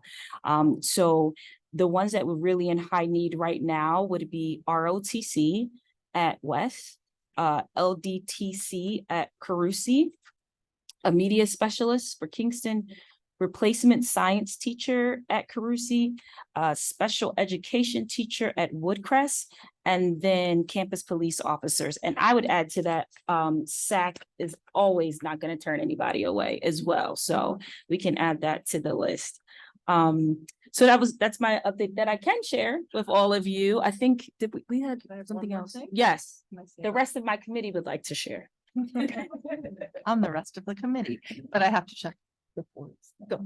Yes. The other thing that Mrs. Lieber had announced to us is that the Cherry Hill School District got from Forbes for 2023 the best in-state employer. Did I get that correct? Yes.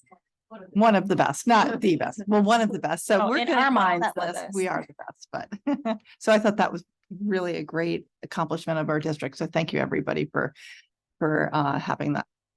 Yes, thank you for reminding me of that. And not to be a Debbie Downer, but I will say we never rest on our laurels. So our goal we did talk about is to be the premier employer for the township, period. We want to be that employer of choice. And so we're going to be consistently looking at things to make that happen, discussing where HR fits in terms of wellness with our goals, with staff wellness with our goals, and just really looking and then you all will see presentations from HR, which is like, wow, that's rare. But we will get some presentations that'll really speak to our goals about retention and around the areas that we specified in the goals, the new updated goals. So if you have questions on that prior to, please let me know. I'll make sure that we have it in the presentation, but just look forward to that for probably in October, we said, right, Mrs. Lieber? October, November? Okay. Okay. All right. And this meeting is being recorded. So any questions about HR?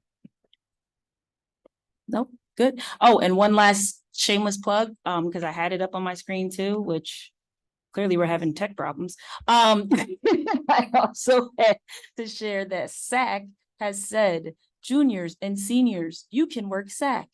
Please go apply. They need you. Figure it out how to get there. Oh, you can walk when you get out of school. So juniors and seniors, please go apply for these jobs. You are part of our community too. So come out and help us with our youngest residents. So that's all I had. Any questions? Awesome. Thank you, Mr. I think we might have to have you do a TikTok or something to encouraging our juniors and seniors to. I have some juniors looking for a job, but I don't think childcare is on their radar. So unfortunately, okay, thank you.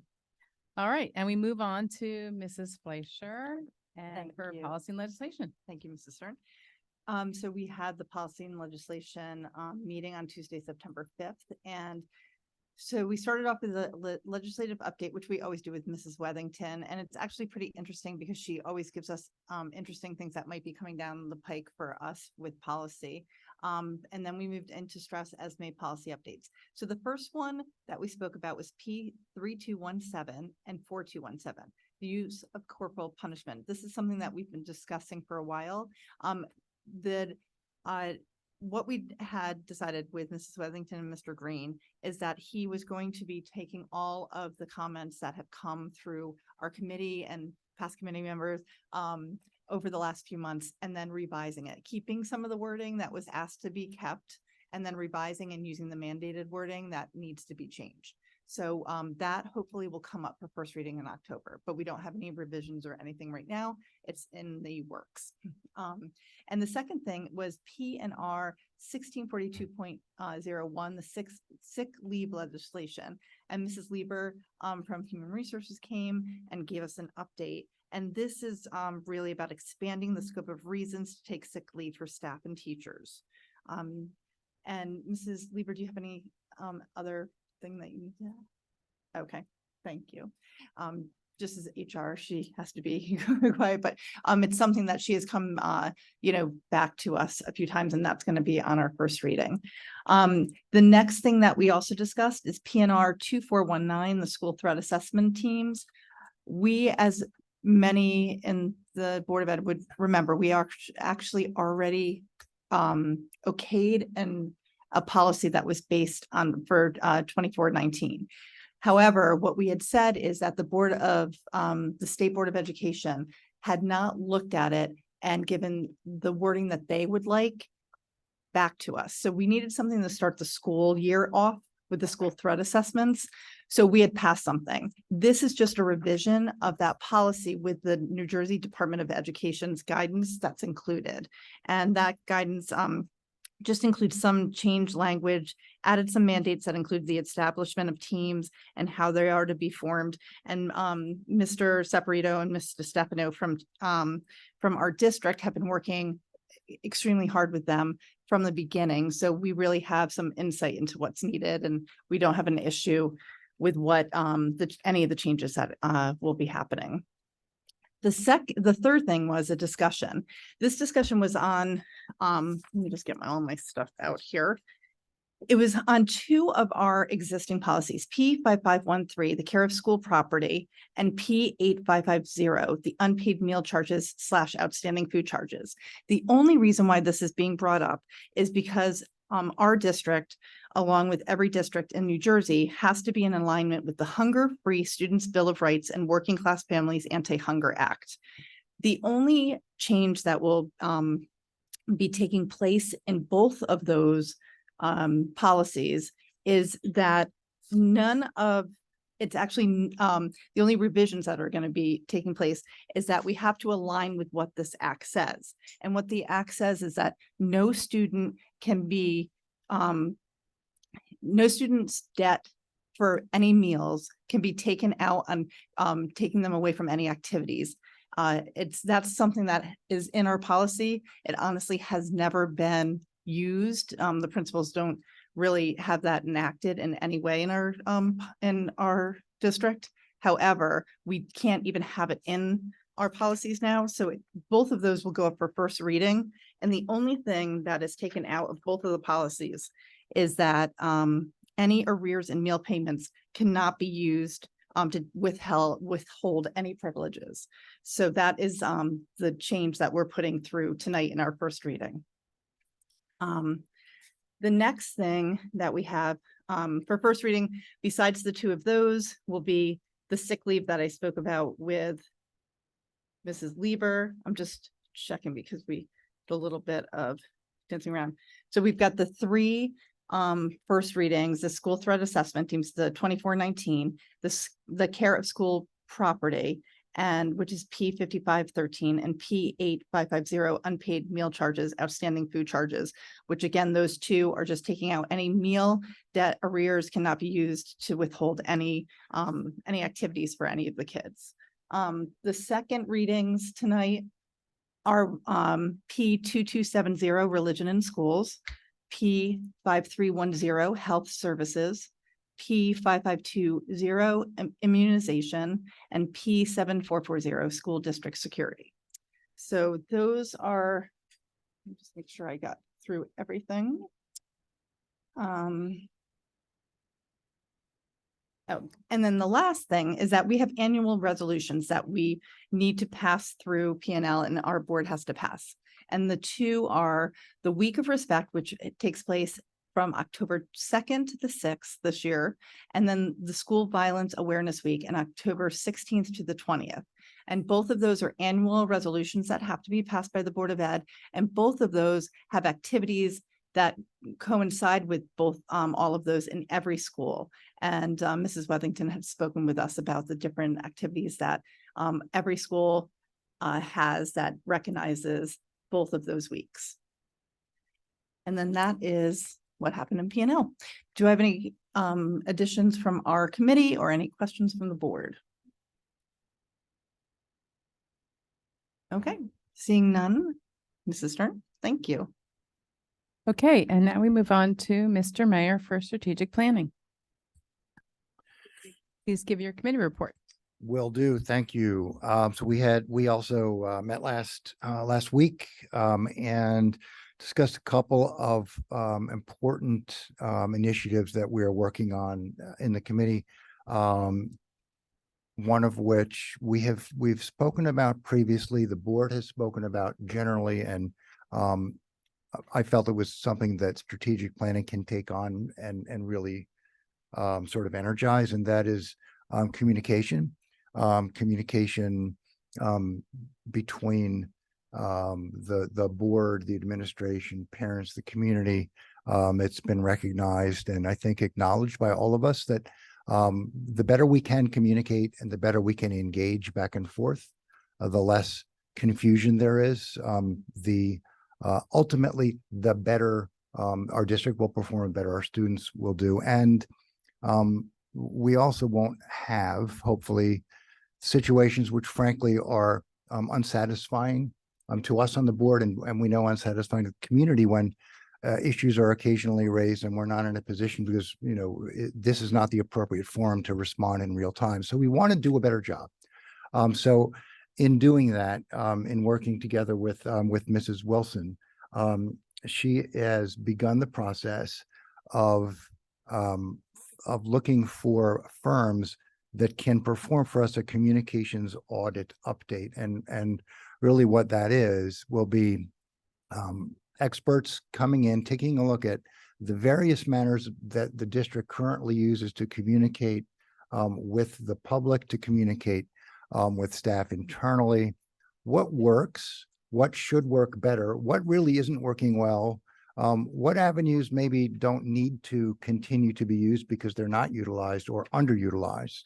That's a process and a dynamic that's used through not just in school districts, but elsewhere, trying to figure out, where can we find improvement? Where can we do better? Where are we wasting our time? That's really an important first step. We had an opportunity through Mrs. Wilson to hear that there is at least one entity, a nonprofit that works with school boards throughout the region, throughout the country, that's very interested in doing this work for us. So more to come on that, but it's an important first step because it's one thing to have, for us to acknowledge that we need to do this work, we need to try and do it better. It's another to also recognize that maybe we aren't the ones to take a good objective look at what is working. We may feel, and I think we can all understand this, not just in the way we communicate with, through the district, but even, sometimes in our own families. Like we think we're communicating, we know we're using words, we know that the people we are talking to understand those words, at least we think they do, but it's maybe not landing with the proper intent, and that's a failure. So let's take a good look at that and have objective experts help us do a better job. So we look forward to kicking off that work because it is a relatively long and it's an intensive process. We're not going to kick it off right away. In fact, it looks like that work itself probably wouldn't start until after the fall.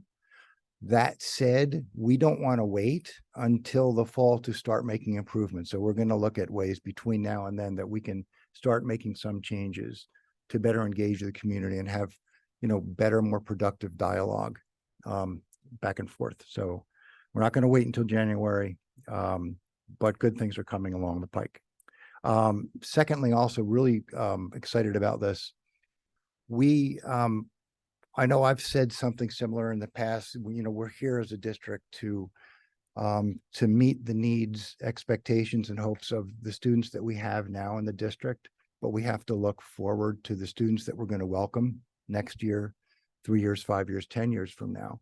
In order to do that the right way, and in order to better align district facilities, district supports to the demographics and where students are going to be going to school in the next years.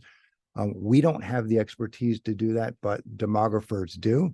So we are, we've approached Dr. Grip, and he's going to put together a proposal, actually has put together a proposal, which we're looking at to do a second study, a study which will give us the tools that we can use together with our in-district experts to ensure that when we look years in the future, we are ready, rather than waking up 2 and 3 years from now and saying, oh, wait a minute, there's been a much larger population shift in this particular neighborhood, this side of Cherry Hill, and maybe we're not logistically set up for that and we have to scramble. So the better prepared we are, the further we can sort of step up into that lighthouse and take a look in the future, the better that will be for the students that we're going to welcome, the better that we'll be able to allocate resources that we currently have and balance them across the district. So we are looking forward to doing that. I know that the proposal is now being reviewed carefully to determine exactly what elements of that proposal make the most sense, so that not only are we going to get some great data, but we're not going to be asking for things that necessarily, we might not need. We want to do it in the most fiscally responsible way that we can. We also had an update from Dr. Rood with regards to sustainability and green teams at the various schools. The sustainability committee met a day or two after our committee met. Dr. Rood was unable to be with us tonight to give a report out, but hopefully he will do that for us in a couple of weeks. Green teams are being set up throughout the schools as next steps, using Rose's sustainability team really as a model. They're doing some wonderful things at Rosa. No reason to believe that the dynamics that are being employed there can't be duplicated, tweaked for different levels, but duplicated elsewhere, because they're doing great work. There's no reason why that can't happen elsewhere. And that was it. We did have brief public comment, and I will say we were able to engage the public a bit during our meeting, and that was a positive experience, and it showed the true value in being able to engage in real time with the community, a community that deserves as much communication, transparency as possible. And we've said many times we want to do that. We think we are doing it, but we can do it better. And that is it from strategic planning. Oh, I'm sorry. Were there any additions from the committee? Any questions from other board members? All right, that's it. Thank you. Okay, now we're going to move on to our special action agenda.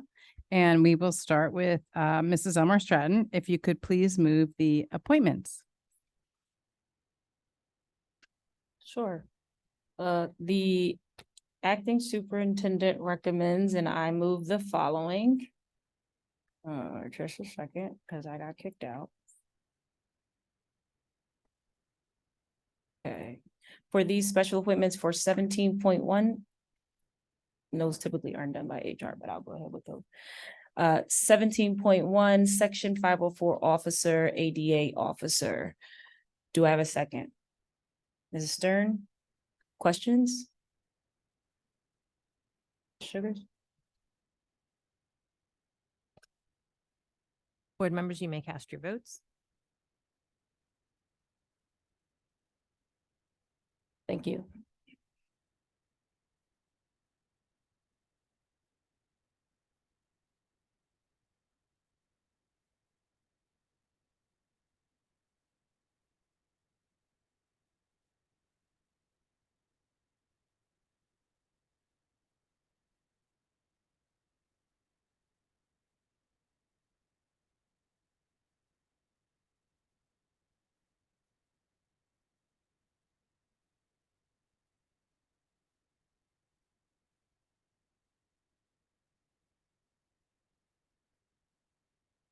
Okay, motion One carries. second, Ms. Sugars. I don't know if she got hers. Oh, she carried. Okay, she got yes. Thank you.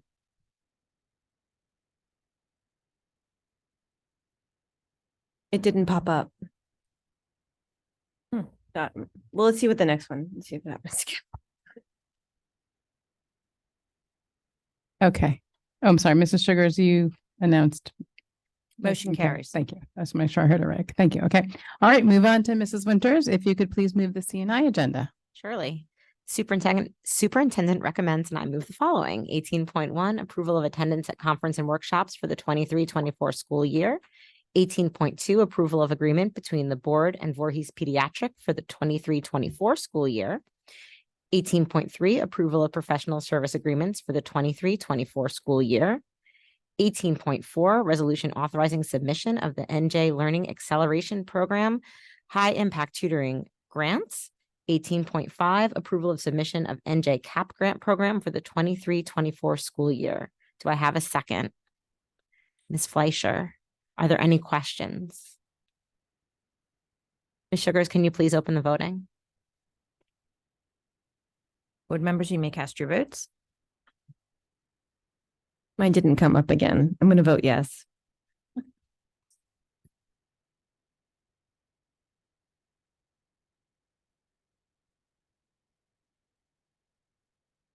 Motion carries.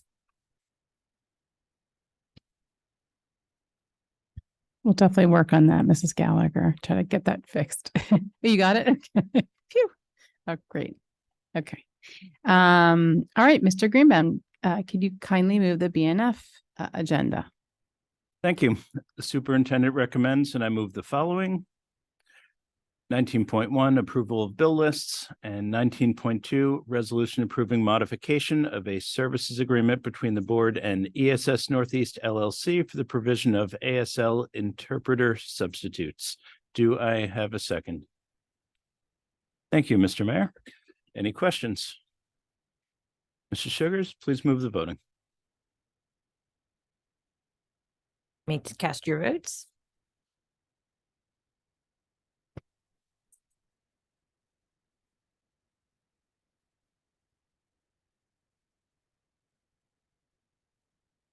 Motion carries.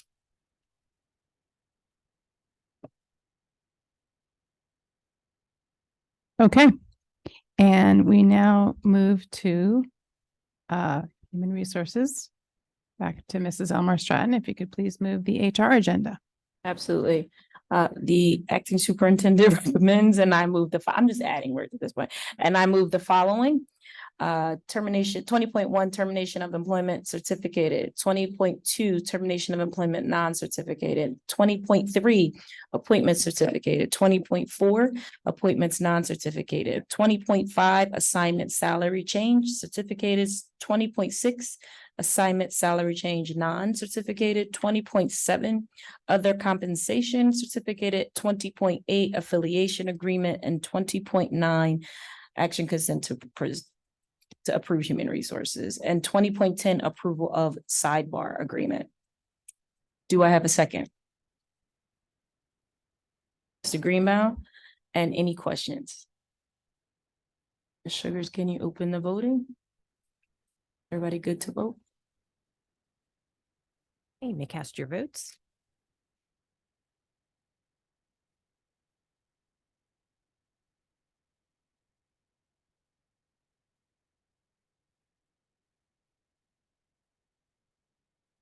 And motion carries. Thank you, Ms. Sugars. Okay, Mrs. Fleischer, if you could please move the P&L agenda. Sure. The superintendent recommends, and I move the following. 21.1, the approval of harassment, intimidation, bullying hearing decision. Do I have a second? Mrs. Stern? Any questions? Seeing none, Ms. Sugars, can you open the voting?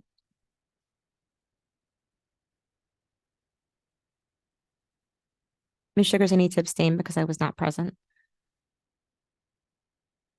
Mrs. Winters, you can just go ahead and do that because it's a one. I'm sorry. agenda Thank item. you. That's okay. You can do the same, Mrs. Tom. You can vote now, yes.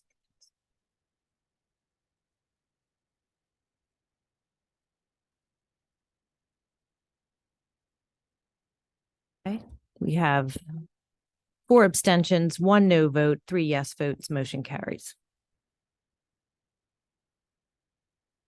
Okay. And now we move on to strategic planning. We have none, and we move on to new business. Is there any new business tonight? Mrs. Elmore Stratton. Thank you, Ms. Stern. One thing that I wanted to mention and just to share with the board is that September is Attendance Awareness Month for schools and school districts. So just something for us to keep on our radar. I know we do receive the attendance, I believe, monthly from Dr. Morton. So just highlighting the need for us to be watching it in the month of September specifically will help us to create a culture of attendance and also address attendance barriers before they become too large to address. And I thought that was interesting for us to all know. I know this year we'll be talking about achievement gap and proficiency and all of that. And just noting that attendance plays a huge part in that for the month of September. So I just wanted to share that. And then I actually forgot to mention in correspondence that also participated as a private citizen, but also was just representing our board. I think dual opportunity there on the September 11th observance this week.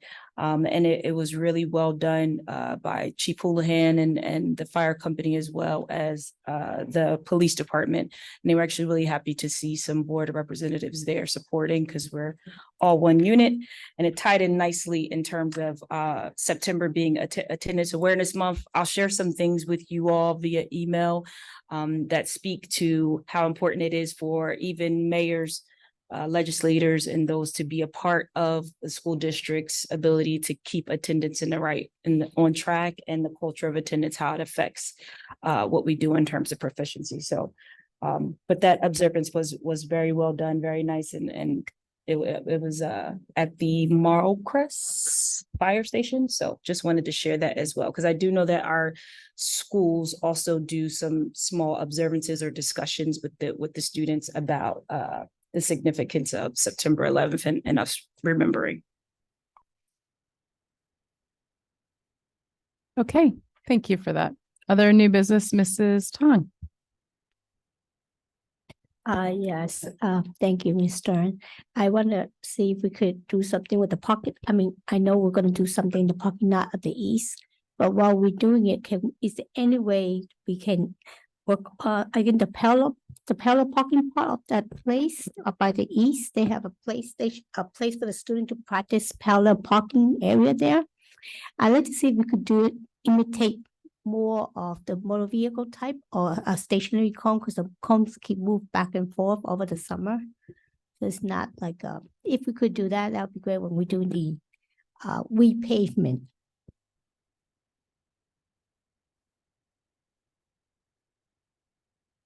Mrs. Sugars, is there anything that you might be able to add on the parallel parking area at East, maybe making a more permanent place? And I'm actually trying to think, where is it at West? Is there one at West too as well? I haven't seen one at West. Every time I've been there, I've never seen one. So we'd want to have them at both schools if we're going to have them, right?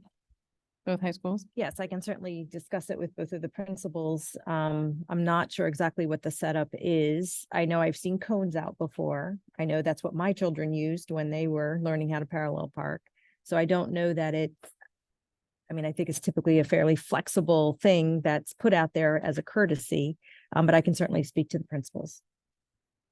Thank you. Yeah, I can tell you I had 2 students I know very well who did that over the weekend. So definitely we're shortly approaching their 17th birthdays. So definitely well beneficial to our students. So, but again, want to make sure if we have it, it's at both schools. So thank you very much, Mr. Stern, and thank you, Ms. Sugar. Okay, other new business. Now we go then to old business. Any old business from board members? Mr. Mayor. So probably this is most appropriate in old business.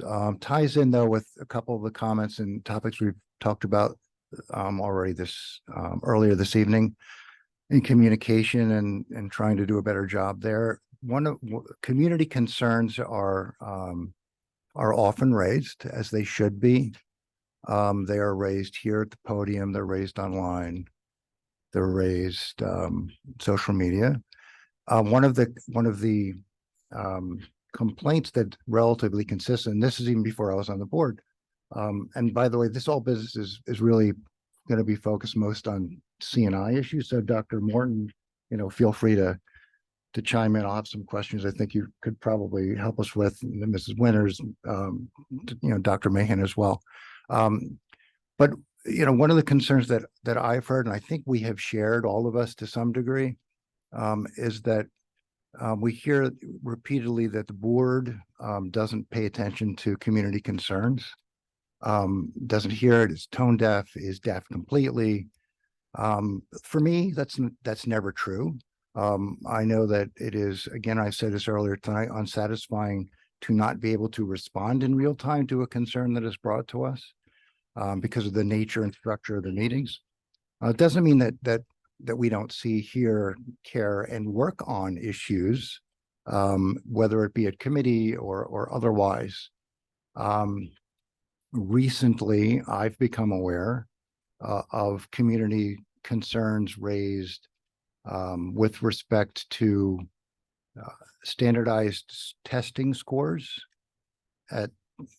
from our students in Cherry Hill, and comparing those standardized scores to a couple of other relatively local districts, questioning the disparities between Cherry Hill, specifically Haddonfield and Morristown. So I saw those, I see these concerns.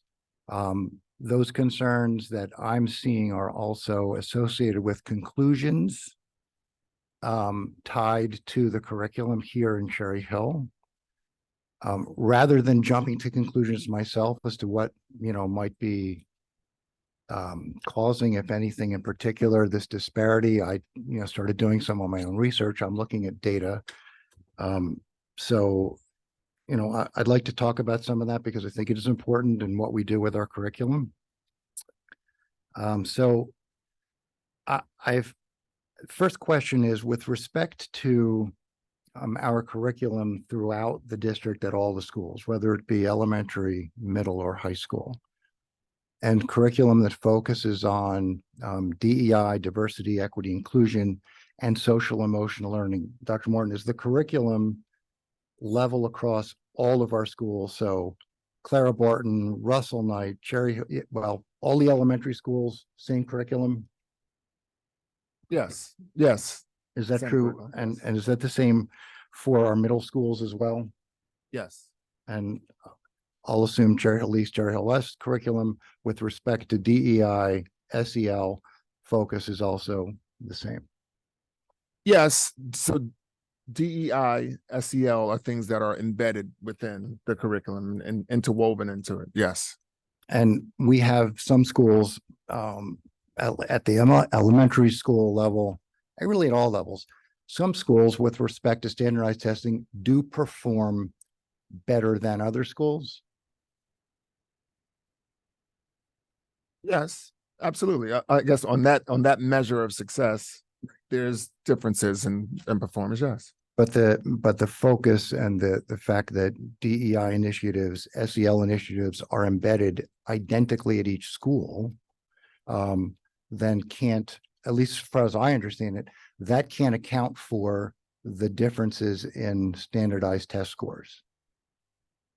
No, I wouldn't believe that DEI, I guess if you're asking if a focus on diversity, equity, inclusion, or social emotional learning detracts from one's ability to perform on a standardized test measure, the answer is no to that. So if you think about our children as seeds that are planted, you think about our schools as that soil that helps the students to germinate and to grow.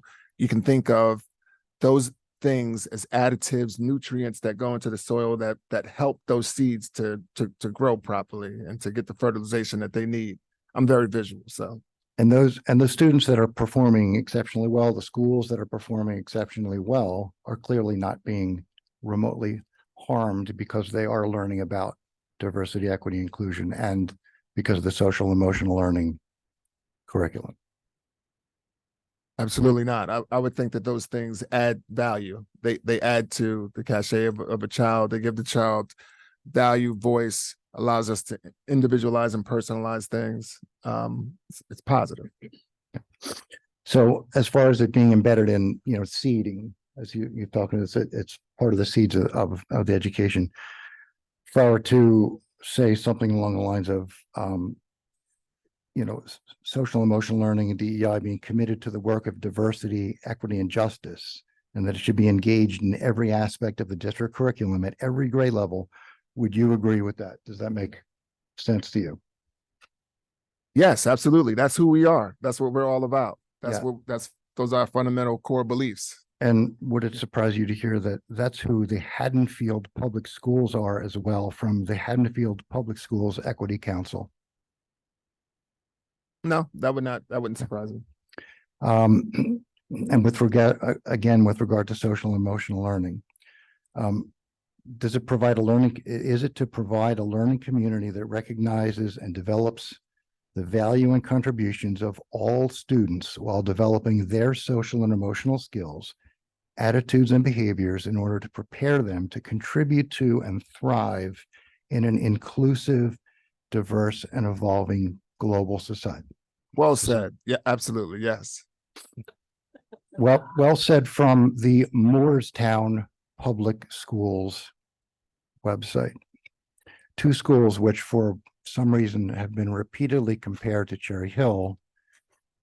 Two schools which apparently focus on social emotional learning, diversity, equity, and inclusion, as does Cherry Hill.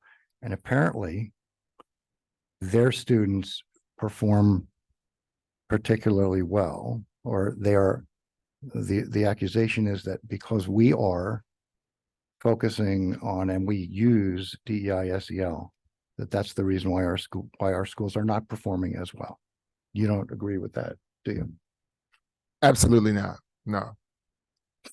So am I wrong then in concluding that there's no relationship whatsoever between an SEL DEI as part of our curriculum and performance on standardized testing? Yeah, I don't believe so. I absolutely don't believe so. I know for a fact that, some of the finest institutions, college institutions in this country also have a similar focus on diversity, equity, inclusion, social emotional learning. They've embedded it into the foundations of, who they are and their visions as well. Colleges across the country, hundreds of them, have taken a lead with this work. And, typically as the higher academic institutions set the path, we follow as well, K-12 institutions, as we, look to transition our children onto those opportunities and others. So is it fair then to say that with respect to these initiatives, Cherry Hill, Haddonfield, and Moorestown are generally aligned? From the statements you read, absolutely, yes. But clearly we're not aligned in other ways, though. At least the data that I've looked at. So I want to just talk about that for a little bit, and then we'll get out of here real quickly. So there's a lot of data available out there. Many of us are familiar with it. I know many of us have seen it, whether it be through the New Jersey Department of Education, Federal Bureau of Statistics. And so I took a look at some of that, and I also looked at US Census Bureau. And a couple things struck me because I'm looking at, well, what's different? What's different between Cherry Hill and Moorestown and Haddonfield, and why are certain, members of the community constantly comparing us to them? So household incomes, this is from 2021 US Census. Haddonfield average household income is $159,300 approximately.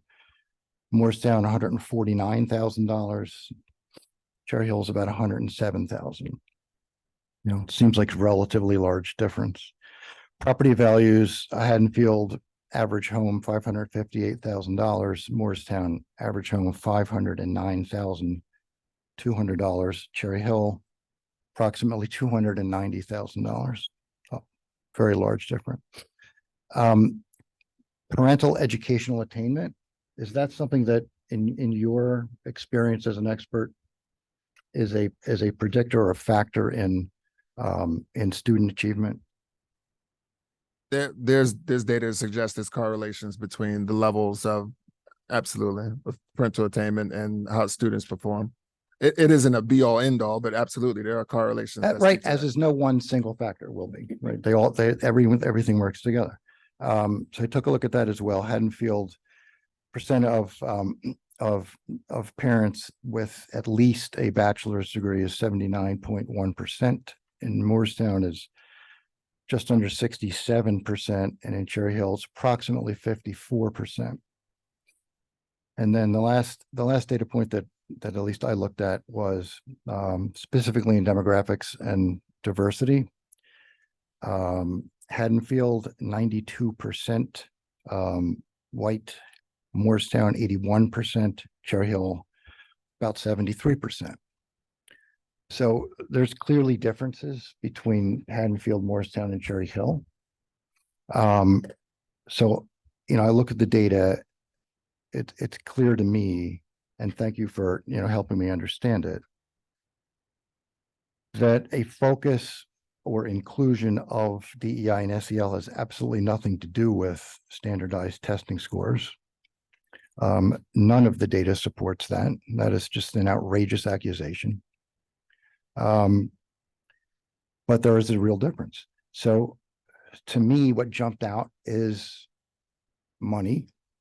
It is opportunity that money provides, right, for families, whether it be for extra help after school, tutoring, otherwise. The ability to be home to help students do homework. Families that, are fortunate maybe not to have two parents working two or more jobs. So they can be there. They can help their students. And maybe cultural differences with respect to expectations. When we have parents that have achieved a high level education, their expectation and ability to help their students may be different, maybe better. So these are my conclusions based upon data that I'm looking at. Based on your experience, am I off base? Am I on track? Where am I on this? Yeah, so I think generally speaking, there is a correlation between performance outcomes on that specific measure and one's socioeconomic status. So that is a huge indicator, I would say. It's not a be all end all by any means, but there's definitely a correlation. That higher SES typically, you'll see higher standardized test performance. I think we're in a place where moving forward, we need to really talk about how we define success. And do we define success strictly through standardized achievement comparisons to what other people and other children do? Or is this about one's ability to demonstrate growth and extract growth throughout the trajectory of an academic experience? Is it about the ability to be able to access a post-high school pathway and opportunity or an aspiration that someone has? I think as a community, we need to take a look at that. Fall 2023, I have as we all do, we have a college freshman this year. One thing that you'll probably note is that 80% of the colleges didn't accept not necessarily accept, but made SAT optional. Yeah. It's either optional, you can provide it or not to be able to get into college. Again, these schools, colleges, typically higher education leads the way for K-12 education as well. So as we begin to segue and we look at these indicators that we've always relied on, standardized test scores, SAT scores, ACT scores, things of that nature, Columbia University has gotten rid of SAT, apparently permanently, and ACT. So does it have as much weight for moving forward for us? That's something as a community, I think that we need to discuss and we need to talk about. The world is ever changing. There are jobs that are going to exist in the future that don't exist now. Our children need to learn interpersonal skills and the ability to be able to solve problems collaboratively and working together. you know, those are like work ready skills and future ready skills. I think that we're going to have to start to teach our students as well. And, you know, we need to talk about it as a community ultimately. So. Right. The world doesn't look the same as it did. And those are great points. And I know we're doing that. And I know we talked earlier about the high impact tutoring grant that hopefully is going to work out, right? We know that we have wonderful families in our community. We have wonderful students. We have amazing teachers. Some that are still performing incredibly well and always will. But we always have to, at least I think, try and identify where can we provide the most effective and efficient supports for those students, for those families at those schools that need the most support wherever they are. So the high impact tutoring is one, taking a more holistic look at what is success for a particular student. It may not look the same for everyone in Cherry Hill as it may look for more in Morristown or more in Hanfield. And this is not about always comparing that, but the reality is we don't have to do that, right? Success does not have to be every student. You know, getting a 1600 on a test, which is, you know, I'm not gonna say outdated, but it's no longer used nearly as often. World doesn't look the same. And frankly, Cherry Hill doesn't look the same, right, as it did 30 years ago. We are thankfully, for me, more diverse. We are thankfully more vibrant. We are thankfully more accepting of different viewpoints, of different ways of life, of different cultures. That is nothing but positive in my view. It's nothing but positive to be able to embrace that, to be able to celebrate that, to be able to teach that and expose that to others, to everyone. So I'm glad we're doing it. I'm glad Haddonfield is doing it. Morristown is doing it. And I know we're going to, at least I'm going to support our ability to continue to do that. Thank you for helping me understand what that data showed me. You know, I didn't think it was that difficult to understand. You know, I remain concerned about the accusations out there that these initiatives that are so important to us are being used, I think, weaponized quite improperly. But I'm glad that the data speaks loudly and puts an end to that, though I suspect the accusations will continue. I don't mean to put any other board members on the spot, so I'm not going to do that. I'll just say, you know, these were concerns to me. I know many of us have seen and maybe also concerned by the same things. I just couldn't stay silent any longer in the face of it. I felt it needed to be addressed and confronted. So I went to the data to do that.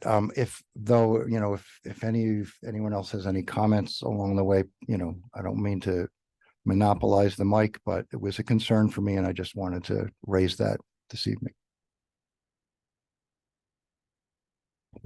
I appreciate you bringing this up, Mr. Mayor, and just having that conversation, and Dr. Moore for chiming in with his expertise.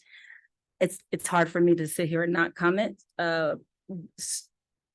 What I will say is I hope that as we move forward through this year, especially as being a team of board members that are doing this work because we care about the young people and we care about our community, I think it's critical that as we have these conversations, we're mindful of some of the overtones that can be taken, or undertones rather, that could be taken from some of the wordings we choose, from some of the things we say when we're speaking in reference to one side of the town versus another side of the town. And we have to choose as a team to be the examples for what different opinions looks like in a respectful manner, because it's the same thing that we expect from our staff in the district. It's the same thing we expect of our young people. And I think it complements what you said in terms of SEL. It's very appropriate. So I'm sitting here biting my tongue, but I will say that I agree. It is very concerning, some of the conversations, but I am really excited that we are pushing forward and we will not stop. And we have some great leaders in place, and some brand new leaders in place that are 100,000% behind what we do. And in addition to that, they know the true definition of diversity, equity, inclusion, belonging, and the difference between that and equality. So, this is going to be a great year. I'm jazzed up. I'm really excited for Dr. Morton and what we're going to do culturally. And perhaps we will show the town as a board of, what are we, 8, 9? We will show everybody what this is going to look like in the future and how we can do this the best way possible, because we all have respect for each other at this table. And we have respect for the folks that sit in those seats and the folks that are watching and the folks that are commenting. I respect all of them, and I'm sure you all do as well. And in order for us to continue our work, we have to keep that mutual respect and be mindful of how much words can hurt. And then finally, that the children are watching. One of the things I took away from Ms. Nunez at Russell Night last night was just the understanding that the children are watching and they're learning from our every move, even from as young as kindergarten or pre-K. So we have to really be careful about that and not let any negativity feed into us getting the work done, because that's our priority. And lastly, one of the things I spoke to my district liaison about for HR committee was really speaking to the commitment of our town in terms of how many folks are in our buildings that are lifelong residents here and have been through our schools and have sat through our schools. I'm a Cherry Hill West graduate. So is the principal at Cherry Hill West. So is, there's so many people in our district, high percentage of folks that have been through these schools, have lived in these communities. And it's a testament to how they feel about the community and the culture. And so we can't thrive or grow or evolve if we don't foster that continuously, specifically with our young people, because they are the next people to sit in these seats. They are clearly the next people to be teaching in our classrooms and leading our school districts and sitting over there at our administrative table. So I just wanted to add that, because I went into back to school nights very proud that I spy about 10 people that is like, hey, I know you, I know you, I know you, because we're about staying with our community and growing our community and accepting the change and the thrive and the evolution of our community. So, I can't not add that. It's very hard. So, but thank you.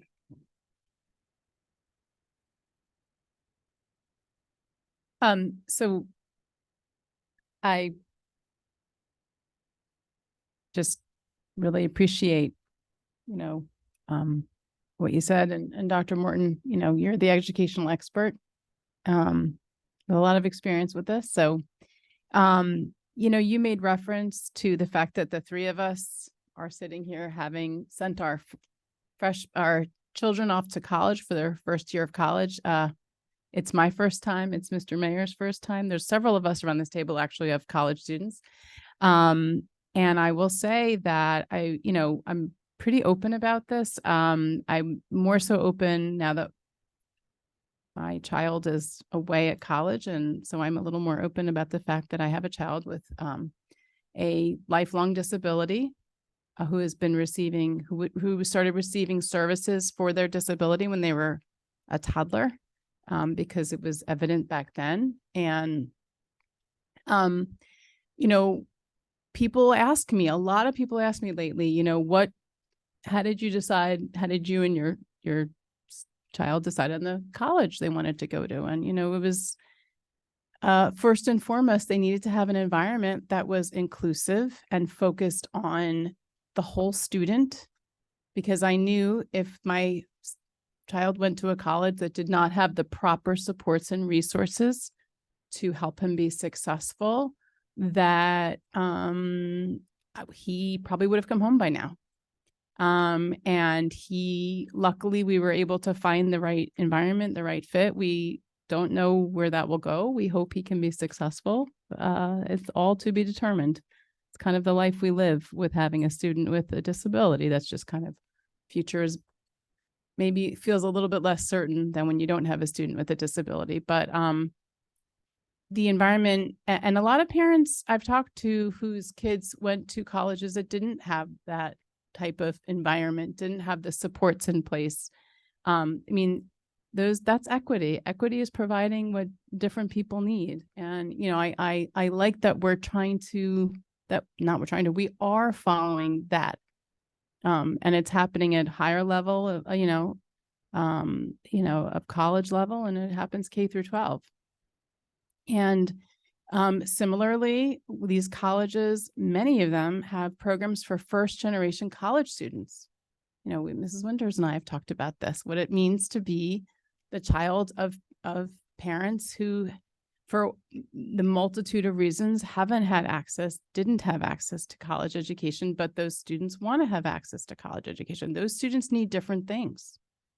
And in the same way, we have schools that we recognize opportunities are really important, and there are gaps in opportunities for our students all over this district. And we are working very hard to fill those gaps in opportunities, right? We have tutoring at middle school and high school. It's not always well known that it's there, but we're trying to get the word out because we want to make sure our kids have what they need to be successful. So, it's a slightly different angle from what you're talking about. But, I think it is a best practice to look at students from a holistic picture. I'm thinking back to a meeting we had last year with a very, very upset parent. Dr. Malash and I sat with that parent, and the parent ultimately was just really worried about their kid. They were really, really worried because their kid was struggling to find their place in high school and find a path. And they were worried that their kid wasn't going to stay engaged in high school and maybe would have even dropped out. So, you have to focus on these things, in my opinion. And that's what I'm learned from community members, and I've learned from my own experience. So, we keep plugging away. So thank you for bringing that up.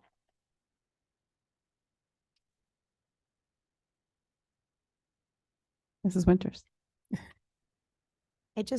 I wanted to just circle back sort of to the beginning of the meeting when we talked about the results of the kindergarten survey and how one of the top 3 areas of agreement that both parents and teachers were interested in for their children was social emotional learning. And I think it gets bandied about and people don't really, maybe some people don't really understand what it means or why it's important. But these parents who were surveyed, it was a top priority. These teachers who were surveyed, it was a top priority because we know that in order for our kids to be successful, they need to be able to work together, to form social relationships, to collaborate, to communicate, to practice conflict resolution. And that starts early. And I think the reality is that we're hoping to graduates at the end of 12th grade who are going to be successful in wherever their life takes them, whatever their next step is. Well, that's necessarily going to mean that they have to be able to work with other people and not just people who are like them, with diverse people, with people who come from different places, with people who have different backgrounds, different cultures, different experiences, a global community that they're going to grow into. And it's our job to help prepare them for that. And in my opinion, we would be failing them if we didn't give them those skills that they need to succeed at the next step after high school, whatever that next step might be. And I think, when we talk in CNI about academic achievement, and we talk about it a lot, this is the thing that we keep circling back to. It's got to go beyond this narrow definition of test scores. Test scores are one measure, and they do tell us a few things, but they don't tell us the whole picture of the student. They don't tell the whole story. And I think if we're really going to prepare kids for what the future holds, and the future is ever changing, the things that I thought I was going to do in 1997 when I graduated high school, a lot of them don't exist anymore. And new things have happened that I never could have dreamed of. So when I look at this crop of kindergartners and preschoolers, we have no idea what the world's going to look like by the time they're in 12th grade. But I'm pretty sure they're going to have to learn how to work with others and communicate in a changing world with people from all different places around the globe. And if it sounds big, it is big, but it's important. And it's part of being a well-educated, well-rounded human being who's ready to be successful. So I think sometimes the buzzwords SEL and DEI get thrown around, but for me, that's what's at the core of it. That's what it means. And that's why I'm fully in support of all these things in our district, because I think it makes for more well-rounded students and students who will be more successful once they come through our school system. I really do. So thank you for bringing this up. And we'll continue to move forward. And like you said, figure out where we need to add support so that students can continue to access opportunity. And we're just going to keep getting better and better. I truly believe it.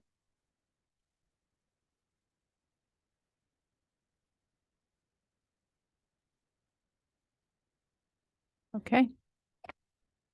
Any other new business, old business, I'm sorry. I do have a quick old business plug. It's old business because it occurs every year. And that is, this is the time of year when we strongly encourage families to fill out the free and reduced lunch application. It is on Genesis. The state has increased the qualification threshold so that families who are earning a little bit more money than the families last year who qualified might qualify. And I also want to say it's has a dual role. First and foremost, it is a way for our students and their families who have to assist them in being able to access no cost lunch and breakfast if they qualify. There's a secondary role, and it ties directly into opportunities that some of our aid determinations that we get from our government are based on the number of students we have who qualify for free and reduced lunch. And that cutoff date for that determination for the entire school year, I believe Mrs. Sugars is usually in the middle of October. October 15th. October 15th. So families can apply at any time throughout the entire school year and the summer for the free and reduced lunch and can qualify. However, in terms of what our federal aid and state aids as well, some qualifications are based on those numbers. So it benefits our students and our entire district to be able to get more aid to provide more opportunities for our students. So long-winded way of saying, please, please, please, families, fill out those applications. If you don't qualify, you don't qualify, but it's worth finding out. We want to really make sure we are providing as many students and families as possible with the assistance to ensure they have access to lunch and breakfast as they qualify. So, all right. Any more old business? All right, and we move on now to our second public comment period. This is the second public comment section during which you may comment on any school-related topic. If you would like to speak now, please clearly state your name and municipality. We will alternate between speakers here in the room and those who are online. Each speaker will be given a maximum of 3 minutes to speak. The timer on the screen will indicate the amount of time you have remaining. Public comment is an opportunity for members of the community to respectfully comment on matters relevant to the operations of Cherry Hill Public School District or within the authority of the Cherry Hill Board of Education. The board welcomes diverse opinions on relevant matters. Under established federal law governing reasonable restrictions on speech in public forums, statements which demean individual community members or groups or which are irrelevant to the operations of the school district or repetitious will not be permitted. Community members who would like to present information not relevant to the school district are always welcome to communicate directly to the district superintendent, board president, and all board members via email or other alternative means. And we always start in the room. We ask our commenters to state their name and municipality. And I also just want to say, if we have any students in the room or online who would like to comment, we always want to defer to current or recent graduates or current students. Why don't you just tell me to sit down? Oh my God, I mean, you know. So, name and municipality. Thanks. Steve Redfern, 323 Berkshire Avenue, Cherry Hill, New Jersey. First off, I'd like to thank Ms. Lieber, Dr. Morton, and the board for the sidebar agreement that was approved tonight. It's another step in the direction of recruitment and retention. Mrs. Elmer Stratton, you are correct. There's still some things to do. I have some other things we can talk about. Definitely. All right. I want to go as a parent in the community. I'm probably going to get quoted in a paper on social media at some point tomorrow, but I always find it interesting when topics come up in education that always existed, but they have a name, and better yet, they get an acronym. And then all of a sudden they become controversial. I think if you Google SEL or social emotional learning, you may find things that go back to the 50s, the 60s, even ancient Greece. You may find it just as a point of reference. Here's what I judge my children by. Dr. Morton knows both of them. I want them to contribute to society, and I want them to be a good person. I've never judged my kids by scores. And I really wish people who run articles on social media and post stuff realize that whatever their goal is, when it comes down to it at the end of the day, it impacts my members, my staff in these buildings, the teachers on an everyday basis, because they read it, they see it, and to a certain extent, they take it to heart. And I'm going to be honest, it really irritates me. So my bloggers and my posters that like to go out on social media, think about the toxicity that you start to create when people hop on and then get a post that runs up to 500 comments. This is the last time I looked at it, Mr. Mayor. Okay. I don't have much more to say. I'm excited. Labor Management Collaborative, Dr. Morton, we're going to keep pushing. We're going to move it forward. Let's bring more positivity to the board meetings, right? Thank you. Okay, and now we go to the line, and the hand up is 78, ends in 788.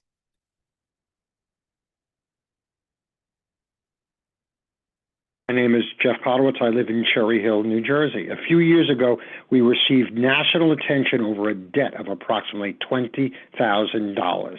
I saw that show live at that school board meeting as it was happening, and we as a community were pilloried as a result. Now we have a potential debt close to $500 million. When Universal Preschool adds another 1,700 students to our school district at a cost of over $28,000 per student, not including construction costs, we will be lucky if the state provides half of that per pupil cost. Because while other districts may have had promises on how much they were receiving to the state, we appear to have no promises, and we are going forward full speed ahead no matter what. That is not being fiscally responsible, nor has it been educationally responsible for our K-12 students and our preschool students with disabilities, and actually all students with disabilities. When it comes to students with disabilities in our district, equality, which is a legal term, equality is a legal term, ADA, Section 504, etc., legal term with some legal backing, trumps what you, the school district, have created when you use the word equity. Leaderships that you determine what equity is for those individual students. The law, and you need that law in Cherry Hill, is determined by what ADA 504 and other, when you file a state complaint, and which doesn't change anything anyway. That's determined by law. That's why you need the word equality, especially if your child has a disability. Thank you very much. Okay, we go back to the room. If anyone would like to speak, please approach the podium. How you doing? Dan Forney, Cherry Hill. I'm sorry, Mr. Mayor, I guess said earlier today that the board, it seems like the board, he's heard that the board doesn't care about community concerns. I was here in June with my wife and a bunch of Bret Hart family members. And my wife spoke out. I spoke at the July meeting about the concern. Our son is going into 5th grade, and the concern that we really needed a 3rd teacher in the 5th grade. I just want to say thank you very much. That happened. They went from 2 teachers to 3 teachers. My son's in the behavioral program at Bret Hart, and that's why he's at that school. And he just said it's been a great opening year. We spoke with other family members. It's been a great opening year for them. So thank you for adding that 3rd teacher. Means a lot to us. And I just want to say thank you to everybody. So thank you. Thank you. Okay, and we go now to the line to Sarah Jocelyn. Hi, this is Sarah Jocelyn. I'm from Cherry Hill.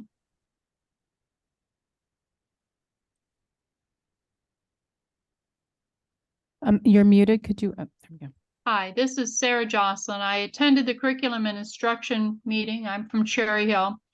And at that meeting, which was the first day of school, it was noted that it took 25 minutes for the students in the pre-K to be totally brought into the buildings. There were 20 buses plus parents dropping off.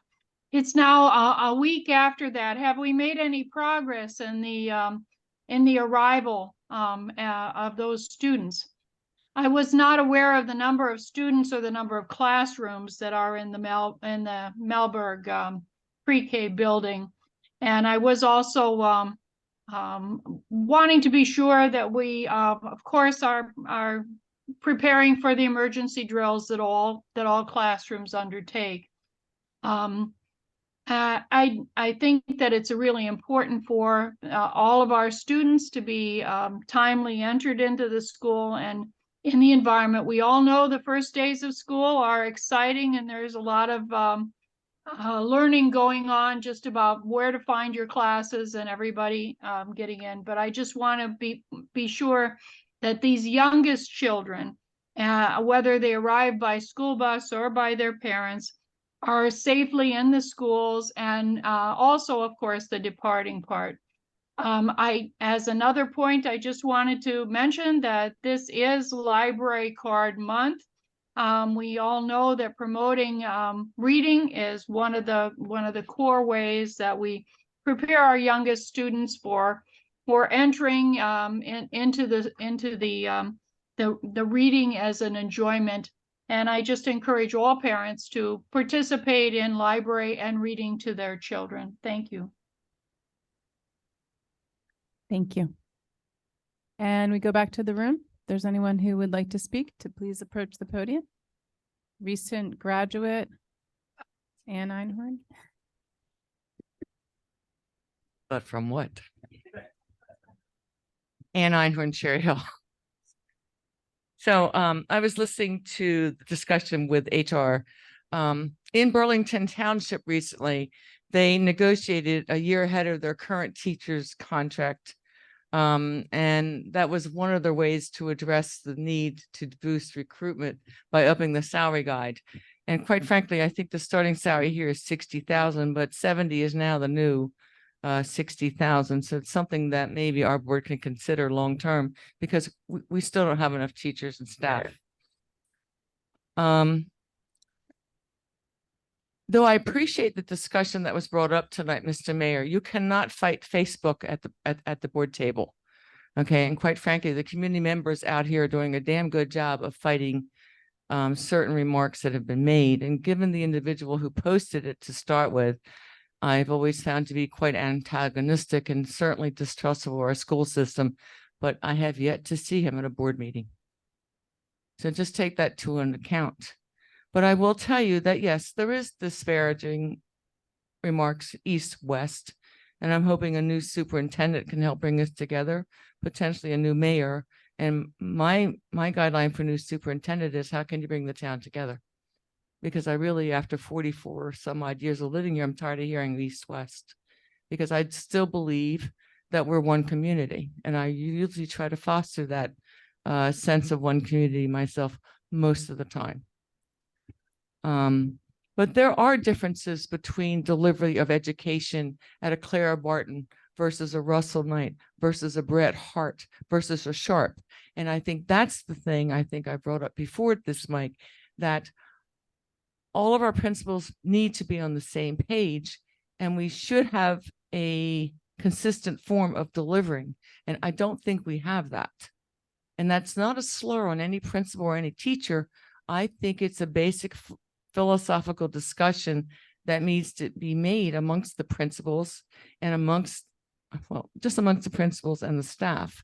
There are schools struggling on the west side, and I would like to know why. I don't think we have enough resources still. I think that's something you need to seriously consider at the next budget. And I sure hope you're going to go to the 2% next time, because I think it's important. We need the staff. We certainly need ed assistants.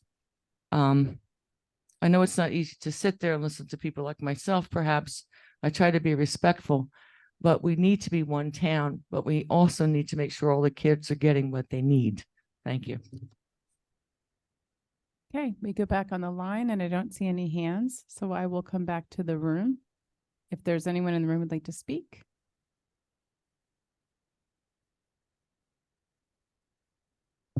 Alana Yaris, Cherry Hill. 21.5. I'm still confused on the vote. 4 abstained, 3 yes, 1 no.